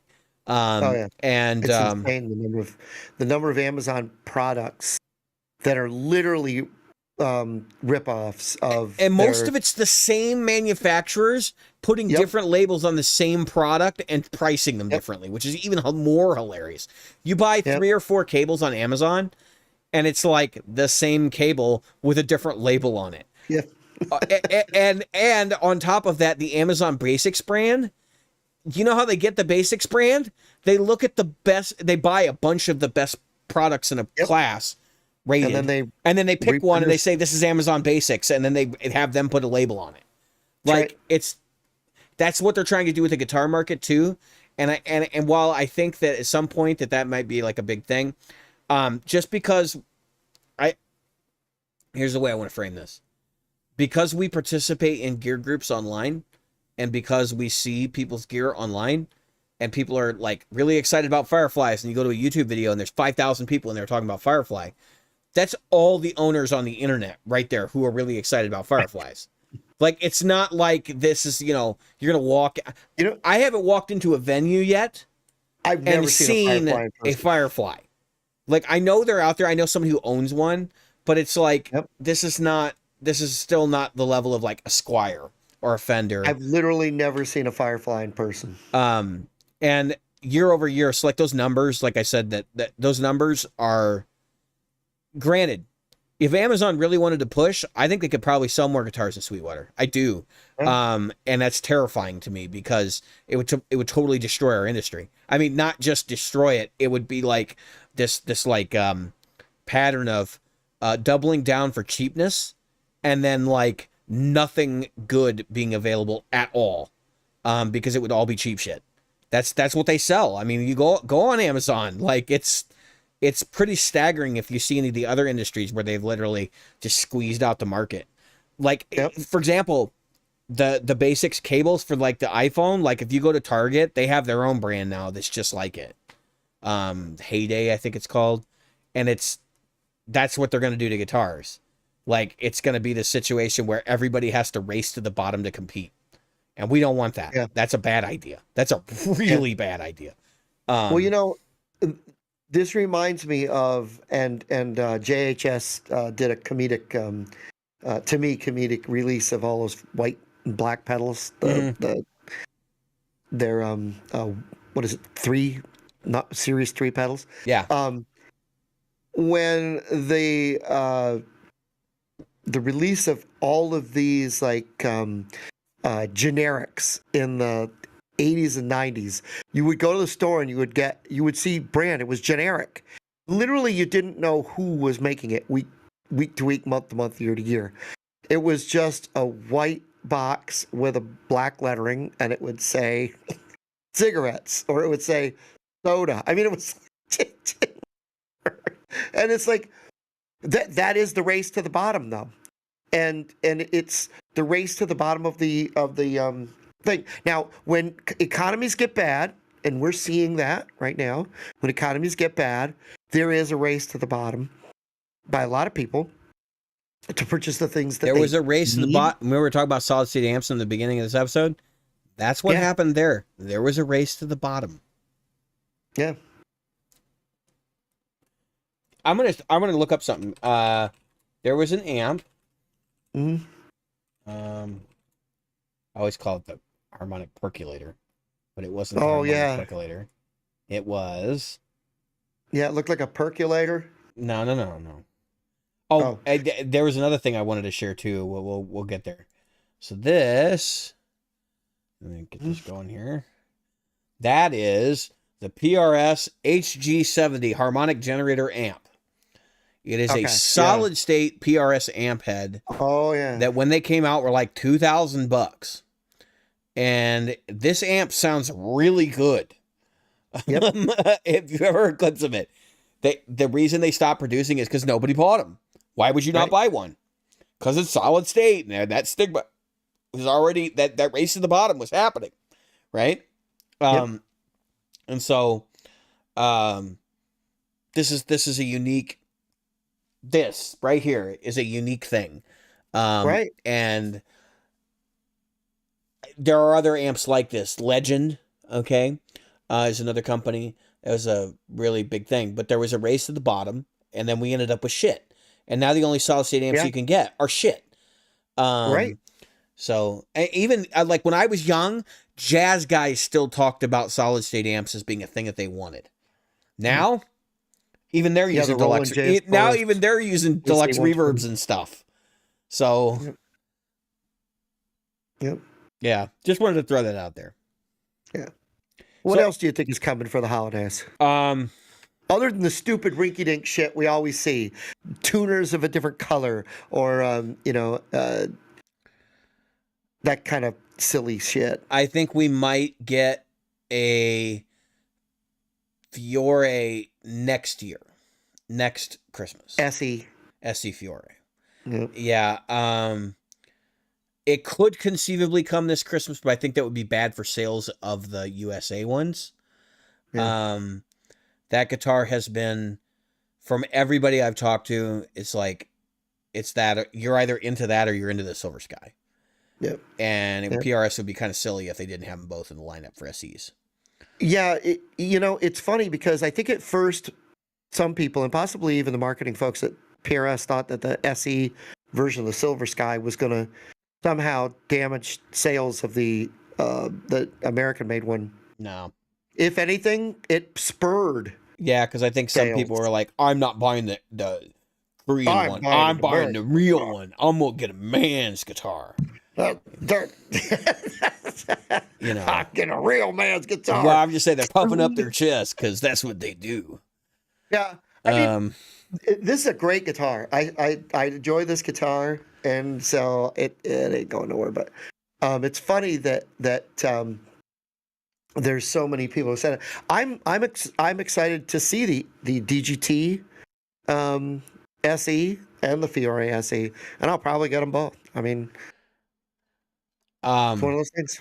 I think we're going to see more lightweight speakers from some of these. I said the holiday announcement, but some of these things may happen by the end of the year.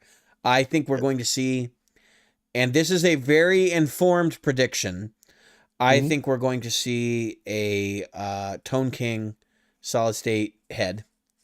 Yeah. Why not? They've done every other amp line that they've got there. It only seems logical that we get a Tone King. And I don't know what other brands they produce at Boutique, but I wouldn't shock me if there's not more at Boutique Amp distribution. Yeah. In the works that are just Class D with a power amp. Yep. If that's your jam, Tone Kings is probably going to be really good because it's a clean amp, right? Like you're not going to rely on a lot of power tube saturation to make that thing go. And they don't have a distortion pedal right now, or like an amp in a box pedal, I don't think. So that would be a very interesting thing to see, because I think that might be the one where they sort of break out of the mold and do some different stuff. So as I've made fun of the Friedman one, I think a Tone King one might be really cool. But that really just depends on, whether they get away from the idea of just using a bone stock Class D amp. I think there's a very good chance that we're going to see new products from Line 6 at Winter. What do I think we're going to see from Line 6 at Winter? I don't know. I would not be surprised if we don't see an inexpensive Boss guitar. I have said that the reason that the Urus, or the Urine, Constellation Urine, Yeah. hashtag what the hell were they thinking, Yep. That is was a not $2,000 guitar. I have not heard anyone excited about it, not but one. same thing happened with the Waza Head, which came out, made a big splash, and then disappeared. I would not be shocked if the Urus doesn't come back as a inexpensive import guitar with some pretty cool features for US market to go along with the Katana line of amplifiers. That thing is $2,400. And it lacks features of other $2,400 in the price range, so it can have the stupid SY100 effects in it. Let's not redo that episode. Let's not. No. No. That was fun to rip on while it's lightweight. It's under 8 pounds. I think we'll see new guitars from Fender. I would not be shocked if they don't start revamping some of the professional line that they did. Mm-hmm. And I think you'll see when Fender updates, I think from now on what you'll see is the professional line will change first, and then you will see the models below it change, 6 months later and then a year later. Right. Just because they realize that people want to buy, they will buy the more expensive one if it changes first, and then it will trickle down, and then everybody will get the other ones. Right. So they haven't done a line update, I think, for the professional series in 5 years, maybe more.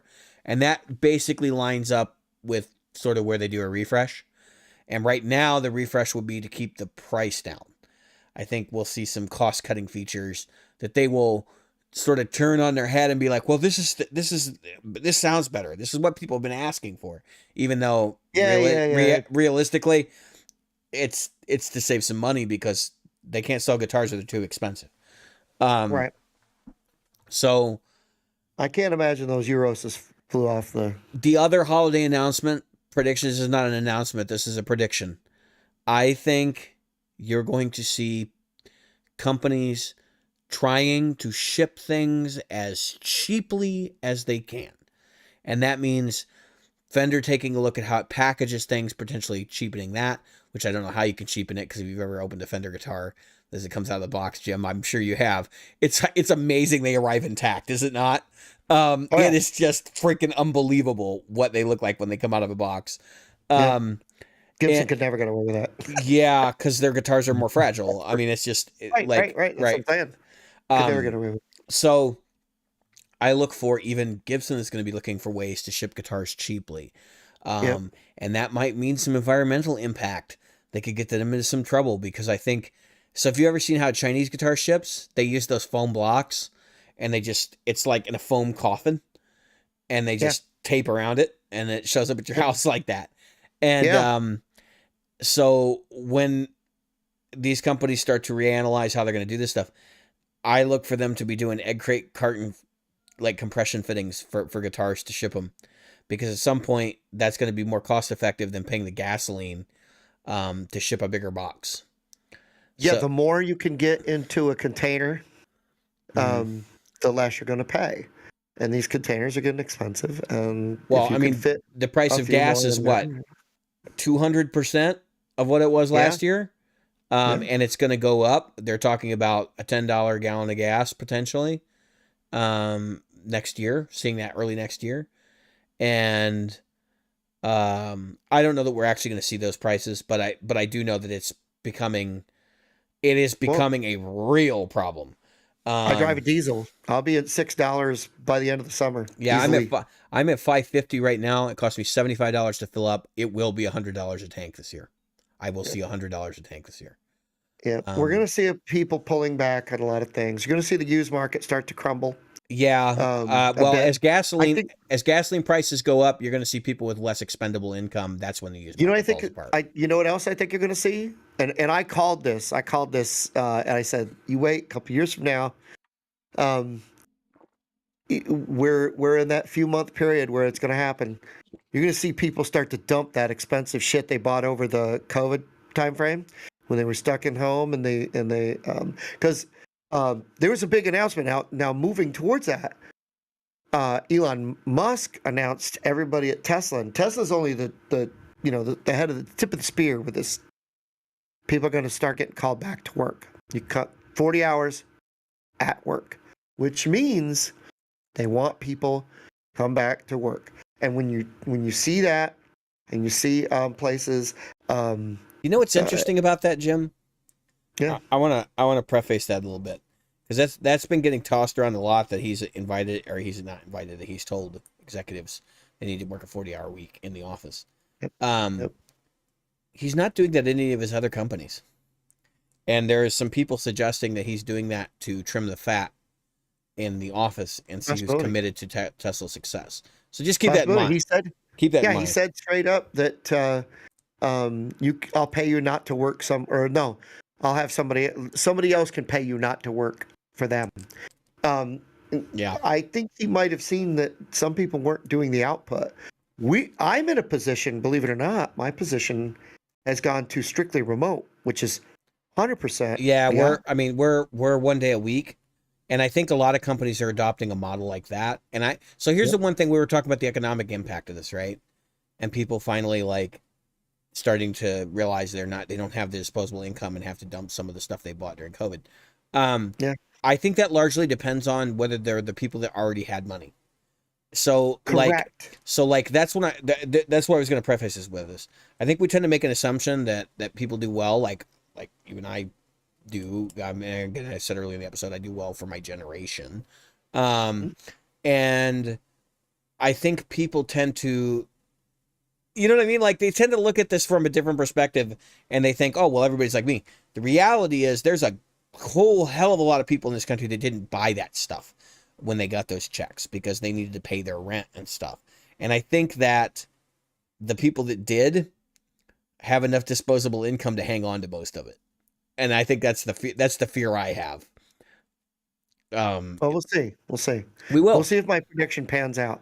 We will. Actually, I hope it does, I'd love to snag some stuff, but I have a feeling, just given the fact that people have been listing stuff at exorbitant prices, I don't think that's a reality at this point. I think people are willing to wait to get top dollar right now, to the point where it's going to be quite scary if people start like throwing things away. That's like, oh, you think 8% inflation is bad? That's like 20. Okay. That's borderline depression territory right there. So anyway, do you got any more predictions, or can we move on to gig reports? Yep. Because I don't really have a gig report tonight, but I do have a concert report. I don't have a gig report at all. I did some rehearsing with the other guitar player at his place this week. I'm catching mayflies.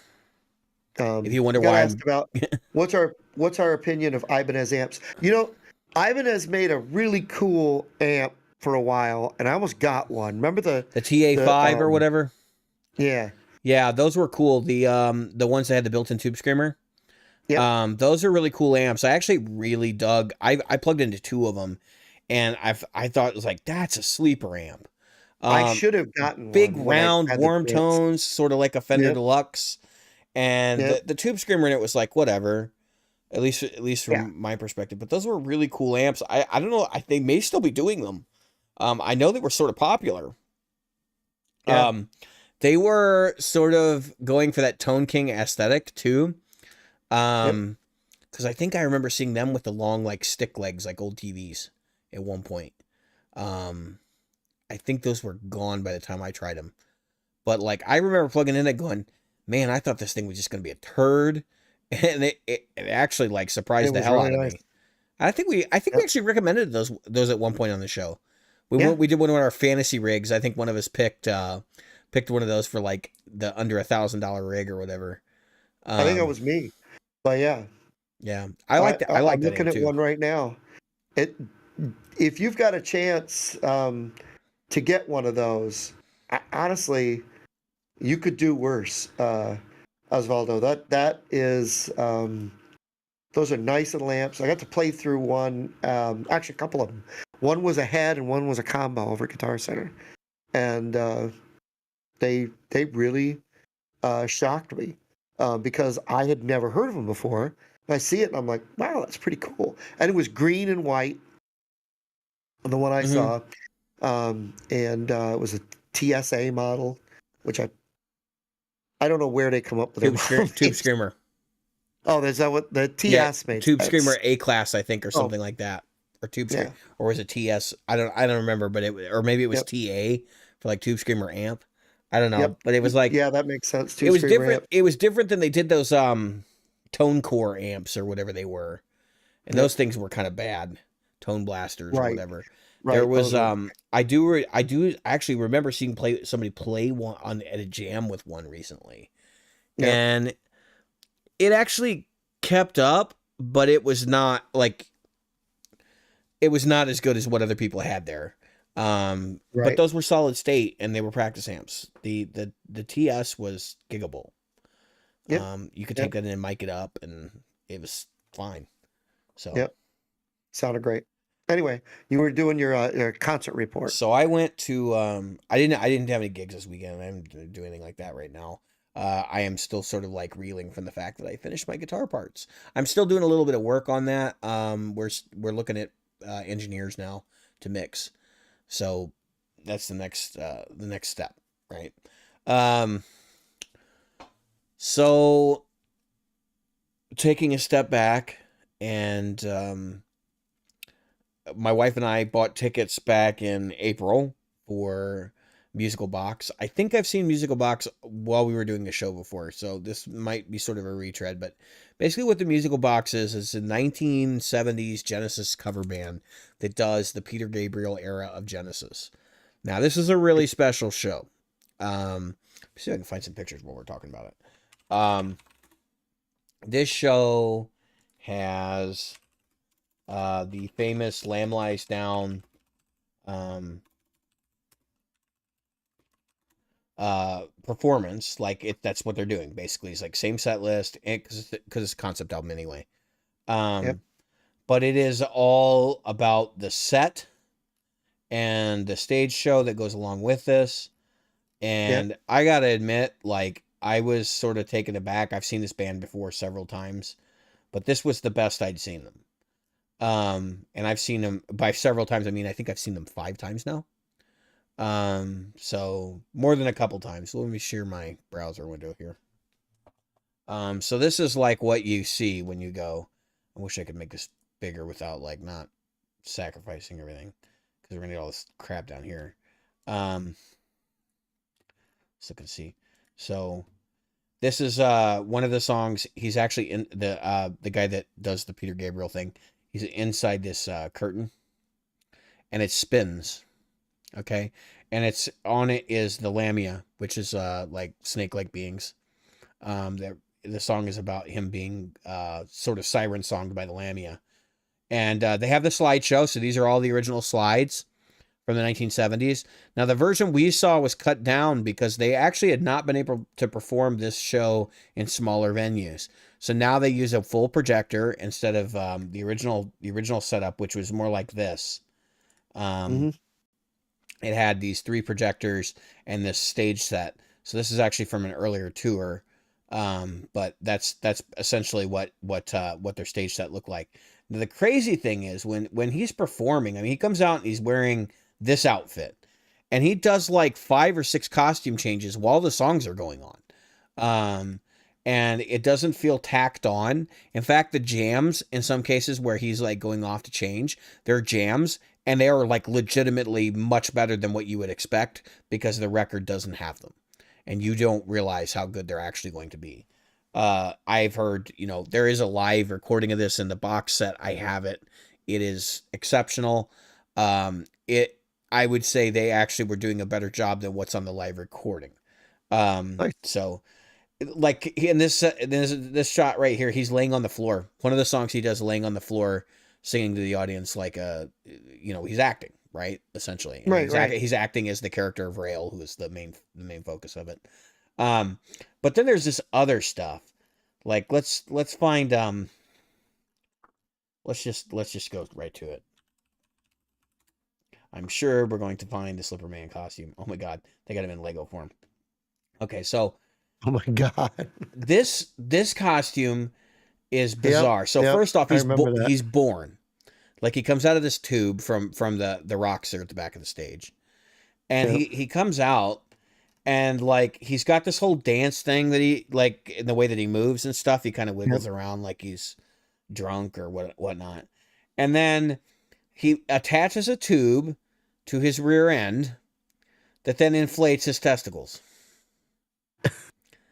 Okay, so he walks around with testicles that are inflated, and then in part of the song, he actually gets his hoop-de-hoo cut off, and so it's part of the story because it's about emasculation. The story is about emasculation. Let's just get through that right now. And so like then he disconnects the thing, and they deflate, and that is actually like a big part of the performance aspect of the song. Now, I mean, obviously, there's like the comedy element of this. Like, I'm telling this story, and I want everybody to understand that, like, that's not supposed to be taken seriously, but it is emasculation in the Greek sense. So it's like him having his manhood removed, and a lot of this concert thing is in the Greek sense. It is very much like symbolic of other things that are going on. So, that's probably the most involved, elaborate costume of the show is the Slipper Man.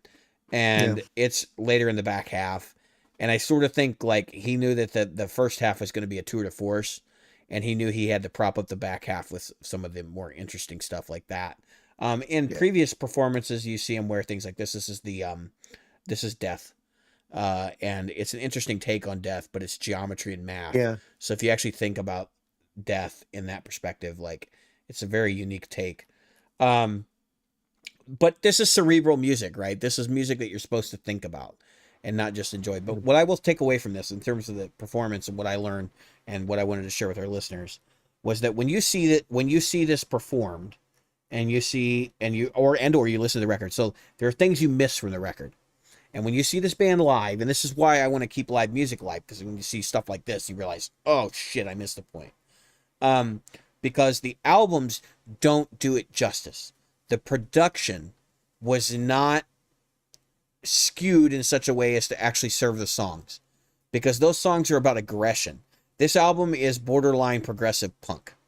You've got a guy that is angry as hell. He's singing songs about like doing graffiti and beating people up in the streets and throwing Molotov cocktails and like, now I don't want our listeners to take this the wrong way, but literally sexually assaulting people because he's gangbanger. That's what he is. Okay. That's what this character is. And it's about like his assault and what created this gangbanger persona. And the fact that like he grew up in a society surrounded by religion and drugs and women that were throwing themselves at him and all this other things. And they created this basically evil persona. But at the core of it all, he's still this emasculated little boy. And that's driving a lot of this whole thing. So it's a very Freudian like approach to music and a very Freudian approach to the concept. But how can you get that across if the drums are so goddamn compressed that you can't hear any dynamic levels? And I'm talking about when you see this band, it's like dun, dun, dun, dun, dun, dun, dun, and you're like, what the hell? Like that's not on the record. Like I don't remember it being that loud in that place. Like and it makes a huge impact on these songs. Or even the stuff that like some of the synth stuff can be really, really sharp and like not like pitch wise, but like cutting and very aggressive sounding, or even almost to the point of being distortion. And that stuff is not on the record because the way that they recorded it, whoever the producer and engineer was about making the song sound a certain way. And it's like, no, just make it sound like the goddamn song in the room. Because I guarantee you when they played it back in the, in the studio, they were playing it like they do on stage. I mean, right. I think there are challenges with bands like this. Perspective for the people who are listening right now. Genesis formed in '67. These songs were recorded. This is recorded in 73 and 74, and final the tour early was in 74. So, this was before Phil Collins stepped out and became the lead singer. Yeah, this was when Peter Gabriel was the lead singer, and then Peter Gabriel and him remained friends for years, which is why that's why Phil's all over Peter Gabriel's albums as a drummer. Peter's on, So, that's what you've got to you got to take away from this is that there's unheard music out there that, and I'm very familiar with this stuff.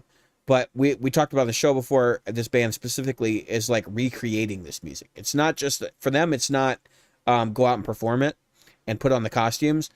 The costumes are a central, integral part of this music. That's why they're doing the costumes. But it's really about the almost classical interpretation of it. So if you go back, I'm going to turn this off for a second. So if you go back and you think about how classical music gets performed, right? What somebody looks like in classical music is not important because that was never part of it's not in the liner notes for the I don't want to say liner notes, but it's not in the written music, right? Like you don't see above Allegro, you don't see, conductor, shakes ass. You don't see that, or inflates nipples. Like you don't see that but that's a core element of this music. It was written to be performed this way, and this is nothing more than a conservatory of rock and roll musicians, right? Right. It's performance art. Mm-hmm. I mean, just like when I went to see Buckethead, it was performance art. Yeah, he's another classic example of an artist that. If you went to see somebody perform Buckethead songs and he just played the songs, you'd be like, "What the fuck?" And I can tell you that as a kid of the '80s and the '70s, some of my favorite tours were bands who had performance art. Electric Light Orchestra. Kiss. Kiss was a performance art. So many people are Kiss fans, and then the people who only heard them are like, "I don't get it." Yeah, because it wasn't about that. It was about the whole extra add-on. Well, I don't like Rocky Horror Picture Show, but that's because I just don't like it. Well, you know what I mean. It wasn't something that you took in. I've sitting tried. At home. It was something you took in the theater. You had to be a part of the thing. Now, it doesn't mean you would like it. Just saying, it's part of it. Iron Maiden was the same way for me. I loved Iron Maiden because that's another performance art band. The performance art. But the thing with them is the tour isn't consistent. They don't do it the same way every tour. Every song is different. So classic examples like Genesis when they played because they did 2 tours where they were playing Supper's Ready. It's the same costume changes, and it's the same stage show with maybe minor alterations. Same thing with Watch of the Skies, which is another song they do. And it's that music was designed to be performed that way. Now, I actually know that wasn't true because some of those songs were designed before they started doing the costumes. But once that started taking off and started working, it was okay, Peter Gabriel kind of went off on his own and said, this is what I'm going to do, and I'm going to design these songs around the stage performance, and the stage performance is going to be a critical element of this. Pink Floyd was another one that was very performance art. When I saw Pink Floyd, doesn't matter what years or decades, actually, when I saw Pink Floyd. They were entertainers. It was very performance art. Yeah, even AC/DC was performance art. Mm-hmm. AC/DC was not...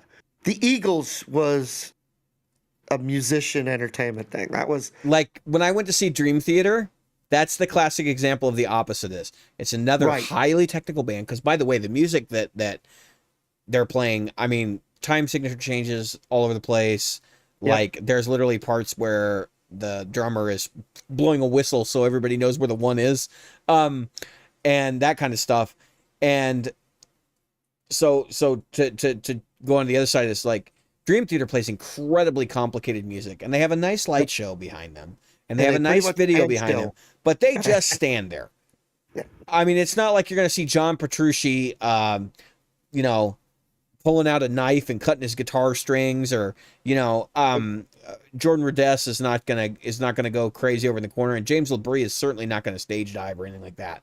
It is that level of actually James, because he's an opera singer, he's really trained not to do that kind of stuff. He's trained to sort of hold his position and hold his ground so that he can deliver the, the goods, basically. You look at the Trans-Siberian Orchestra, and and pretty much just what you were talking about with the other thing. Their show, if you see certain songs that they perform, yeah, they do it pretty much the same way. Each time you go, the performance and the host and everything else, the video, the light show, everything, the explosions, literally, that happen in the background, the flames. You can feel those flames aren't fake. When you go to see TSO, that shit ain't fake. Yeah, so you can feel the heat. That was one of the things. So this is the cut down show. So I wanted to kind of cut back for a second. This is the cut down show. So even though they're like doing their best, they had to make some accommodations because they're bringing this to smaller venues. So to give you an idea of how exclusive this show is, they do it once every 10 years. They do this tour. This is so they recreate 5 different tours, 6 different tours now, and then they have an extravaganza event they also do, which is like a celebration, does stuff from all different time periods. And when you see this show, this is the one that they do like every 5 or 10 years. It's an anniversary show. It's really hard for them to put on, but they finally figured out a way to bring it to smaller venues, and that's great. I think some people were like, kind of. I got the impression that some of the other people around us were kind of like, wow, that really, where's the flash pot? Because they had they had a big flashlight instead, like a flashing light that looked like a flash pot went off. And it's kind of like, well, you've heard of Great White, right? Like you can't really use a flash pot in a place. Well, not only in a place that's like got historical status, which is where we saw him. We saw him in a place that actually has a historical status around here. And so it's like, what do you think was gonna? I mean, you thought they were gonna like light shit on fire, or what? So I sort of get some of that, and like the other thing is, just to share some of the audience story. Like my wife and I are usually the youngest ones there. We never see people. I actually have seen Deacon Blues. I saw them at a festival, Osvaldo, and they actually are really good. So anyway, so we were at it's the Arcada Theater, and we're like looking down, and like I'm looking for young people, and you just don't see them. Even when you're walking around the venue, you just don't see them. So my wife and I were sitting there in masks. And I gotta say, I have been in situations where, especially in venues like this, where people have like literally asked me like questions about the band, like, and it's all, you can tell they know the answer, but it's like, what is he really doing here? You know what I mean? And not only do I know the answer, but I know more about the band than they do, which is usually the case. And it can be quite amusing, but like we had some stuff like that happen. So there's a guy behind us and he was like talking about this and that and the other thing. But then there were parts of the Slipper Man that he didn't know about because he was like, oh my God, what is that tube? And I'm just sitting there thinking, he's going to get born, man. Like, what the hell? Like maybe you don't understand how this works, but anyway. And then there was another dude who was like yelling in the middle of the performance at these 2 guys that were sitting next to him, like just having a conversation, but screaming so I could hear him. And he was like, I hope they play X. And the guy's like, that's not on this album. This is a concept album that they're doing. And he's like, every time I've seen him, they played X. And he was fucking irate. Like he was angry. Like I came here to see that song. And it was cinema show, but he's like, I came here to see that song. And I'm just kind of like, dude, at least he fucking didn't come chill. There to see Susudia. Yeah, no shit, right? Like, why isn't Phil singing? No. Why aren't they playing Abacab? Where's Lonely Man? Anyway, we're sitting there, I'm listening to this, and of course, we always, when we leave a venue, we just sit around. There is no reason for you to try to book it out of a place as fast as fucking possible. So complete waste of time. And I've seen people get in accidents and shit because they're trying to race. So I'm just like, fuck it, let them leave. They can go 10 minutes early. I ain't got nowhere to be. So we're just hanging out, right? And I always do the people watching them when the people are filing out. And the guy walks past us, and they had a new drummer, right? And he's fantastic, super dynamic. And their sound guy right now is just, he's off the chain, like really good. They need to not let that guy go. It's the best I've heard him, and I saw him one night where they sounded just absolutely unfathomably good. They have better sound people than some of the other bands I've seen, like locally, that get higher billing. Okay, so they've lucked out. I don't know how they did that, but they did. Anyway, this guy walks past and he goes, "They got a new drummer and he sucks." And I looked at my wife and I was like, "Is he on crack? Like, what the hell is he even talking about?" I was like, if anybody up there, we saw problems with the bass player, the guy that does Mike Rutherford. We saw problems with Steve Hackett, the guy that does the Steve Hackett thing. We saw problems with the keyboard player. The keyboard player was having problems all night long. His equipment was not working right. And of course, they're using shit from the 70s. So it's like big surprise, right? Nothing works. No, Mike Rutherford is actually using Squiers. We did a whole episode about it. He's using Squier bullets. Yeah. And so what they do is they buy a bunch of bullets. So there's a long story about it, but he was stuck in South Africa, right? I think it was South Africa. Yeah, I think it was South Africa. And so he needed a guitar, so he went down to the store and he bought a Squier bullet.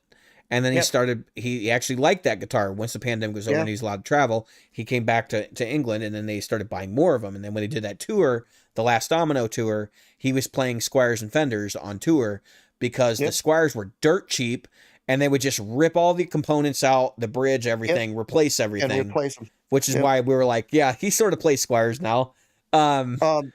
There's a guy named Jack Pearson, famous guitar player, who plays Squiers famously. And he plays them stock. Yeah, he's the guy that has like incredible tone with him too, because of the way he plays specifically, it just fits him.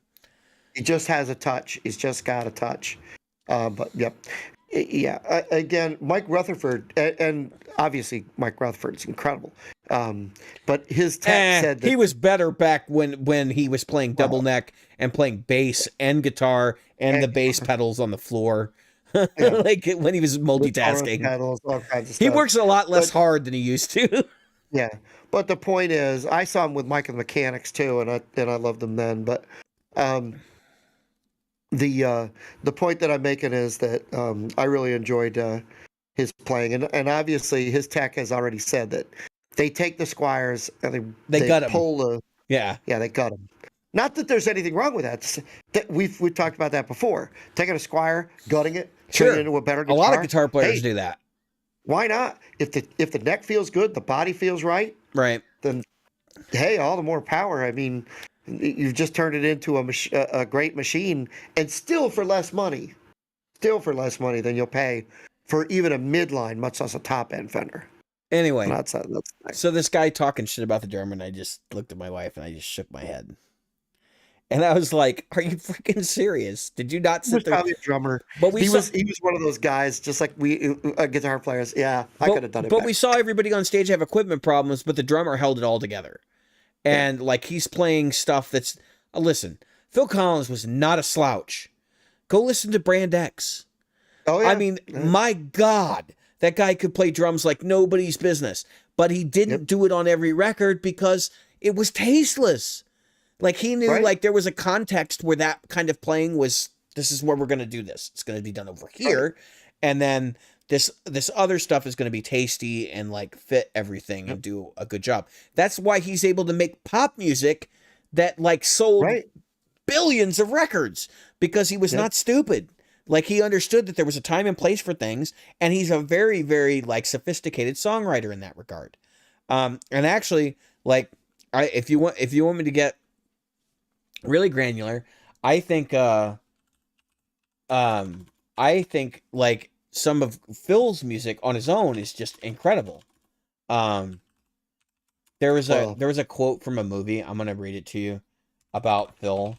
What's the album that he put out right after his divorce? He was kind of writing it during his divorce. I don't know. I don't know which one that is. Oh, That was the first one. That was Face Value. Just has his face. That was Face Value. Yeah. That is one incredible album. If you buy a Phil Collins album, that's a great album to buy. I'm glad you're buying me some time because I got to look this up. There's a famous quote from a movie. I think he played most of the instruments on that album, if I can remember correctly. He was playing most of the instruments on there, and he did the vocals. That's the one that's got "In the Air Tonight" and that stuff. Yes, yeah, it had songs like "In the Air Tonight" and "Against All Odds." But I also think Phil Collins works best within the confines of the group than as a solo artist. And I stress the word artist. This is Sussudio, a great song, a personal favorite. God. That's a quote from American Psycho, right? But it's so funny. Sussudio is a jam. If you're not familiar, I suggest you go listen to it. But don't go watch American Psycho unless you're prepared to see some incredibly vile stuff going on in that movie. That's not a movie for the light of heart. The question was, "In the Air Tonight." Who doesn't know that song? Let me tell you, everybody knows that song. Is one of those songs that people don't know how to play it, don't do it well, because most people play it and they think, oh, it's just a straight 4/4 type thing, and it is not. And it is really almost well. Yeah, go ahead. So this is something that's a little unknown fact about that band, and this is becoming the Genesis, not really Gig Report, the Genesis report. Yeah. There's a maybe we'll do an episode where we can talk about our favorite artists and things we know about them, because I'm sure we know shit that like other people, because you and I tend to get way too deep on everything. Right, the nitty gritty. But like the Face Value record, all the songs that were on Face Value, they were offered to Genesis and they turned them down. Genesis was like a couple of the songs, and Phil claims he doesn't know which ones anymore. He doesn't remember, but you know damn well he knows which ones actually did make it on the Genesis self-titled record. Right. And that they said, well, you can keep those other ones. It's no big deal. And that was In the Air Tonight was one of them. He said, I know that was one of them. They passed on that. But it's funny because if you think about it, In the Air Tonight and Mama from Genesis self-titled, oh God, they're the same fucking song. And it's I love that song. You know, everybody does, but like, listen, I mean, it's they're like so like similar, yeah. And it's very much the same like idea driving both of those songs, and that's essentially what the Phil Collins Genesis sound became, right? Was like this big synthy drum sound, and like that whole like gated drum sound that was like it defined a genre. I mean, really, that 80s pop, progressive pop sound. When Kenny Aronoff was trying out for John Mellencamp's band, and this would have been around they were doing Jack and Diane. Mm-hmm. So was that was that John Cougar? Or was that I want to... That's John Cougar. That's John Cougar, yeah. Yeah. So he's trying out for the band, and John met... the part that came up that everybody knows from Jack and Diane, the drum part, it was coming around, and he was like, he had one shot to... Yeah, he's like, I don't know what the hell to do here. I don't know what to do, and he came up with, he went boom, boom, boom, boom, boom, boom. He said he just stole it right out of, he said, what would Phil Collins do? I mean, it was like, literally, that's what went through his head, and he was like, yeah, and he was doing In the Air Tonight. And if you listen to it, that's that big, huge drum thing. I mean, it's not the exact hits and fills, but that's what that was. And then like you said, I had already solidified what people were going to do going forward with when they had those little drum fills they had to do. Yeah, I mean, everybody in YYZ or you were Phil Collins. Actually, you know what's funny is I always think he gets that quote wrong because if you listen to it, that drum fill is the first drum part, like where physical drums play in Mama. It is literally the same beat. And if you listen to it, like it's, I think he misquotes it. Honestly, when he does the interview and he says that. Yeah, I think he might be referencing the more popular song just so that it's easier for people to. Yeah, like you can follow the trail, but if you listen to Breadcrumbs, like you'll get there. So yeah, I just think that this, like, there's a mode in music today that's not being explored for classic rock specifically, but like the performance art side of it and the recreation of it. That's why tribute bands are a thing. So we know about Nick's tribute band, Kiss, his Kiss band, Kiss like tribute band. that's They the just got same thing, right? Yeah. They're trying to recreate the experience because the experience is part of the music. Yeah. So and instead of being something off the wall like Little Kiss and stuff like that, he creates that. His band recreates Kiss. I mean, that's awesome. If I'm ever up that way, he built a drum lift. God damn it! Yeah, I'm going to see that band. I was mentioning that at rehearsal the other day. I was like, guys, I know someone that their band literally built a hydraulic lift kit just so they could do the Kiss thing. And they were like, that would be cool. We need that. Yeah. It's a lot more challenging than you think, but yeah. Yeah. But building it, that would be the setting it up.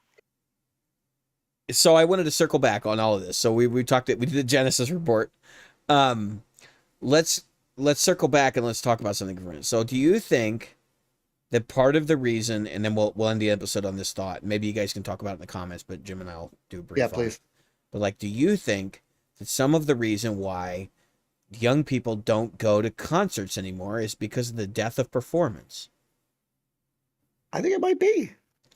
Because all right, so there's a TV show right now, all right, going on, that is Lizzo. Am I saying that right? Yeah. So she's a very talented singer, and she's looking for backup dancers.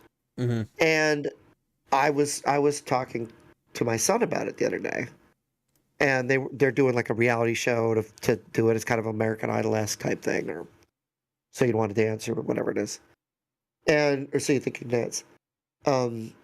And I found it interesting only because, I mean, I've never saw the show. Again, I don't really watch TV. It's not because I wouldn't watch it or wouldn't enjoy it. It's just, but she's bringing performance to her art because she knows it's important that you don't just stand there and sing, you know?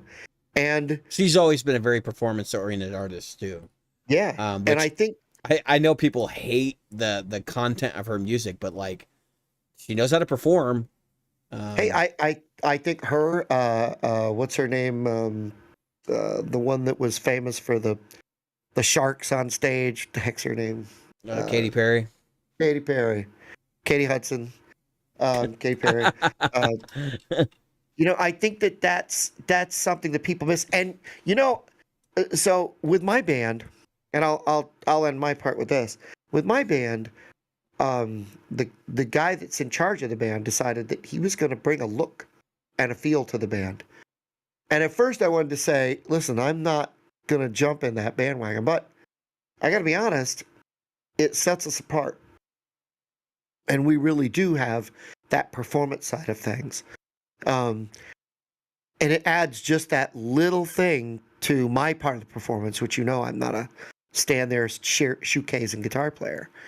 And so I think that's a part of what sets us apart from the other bands that are in the area.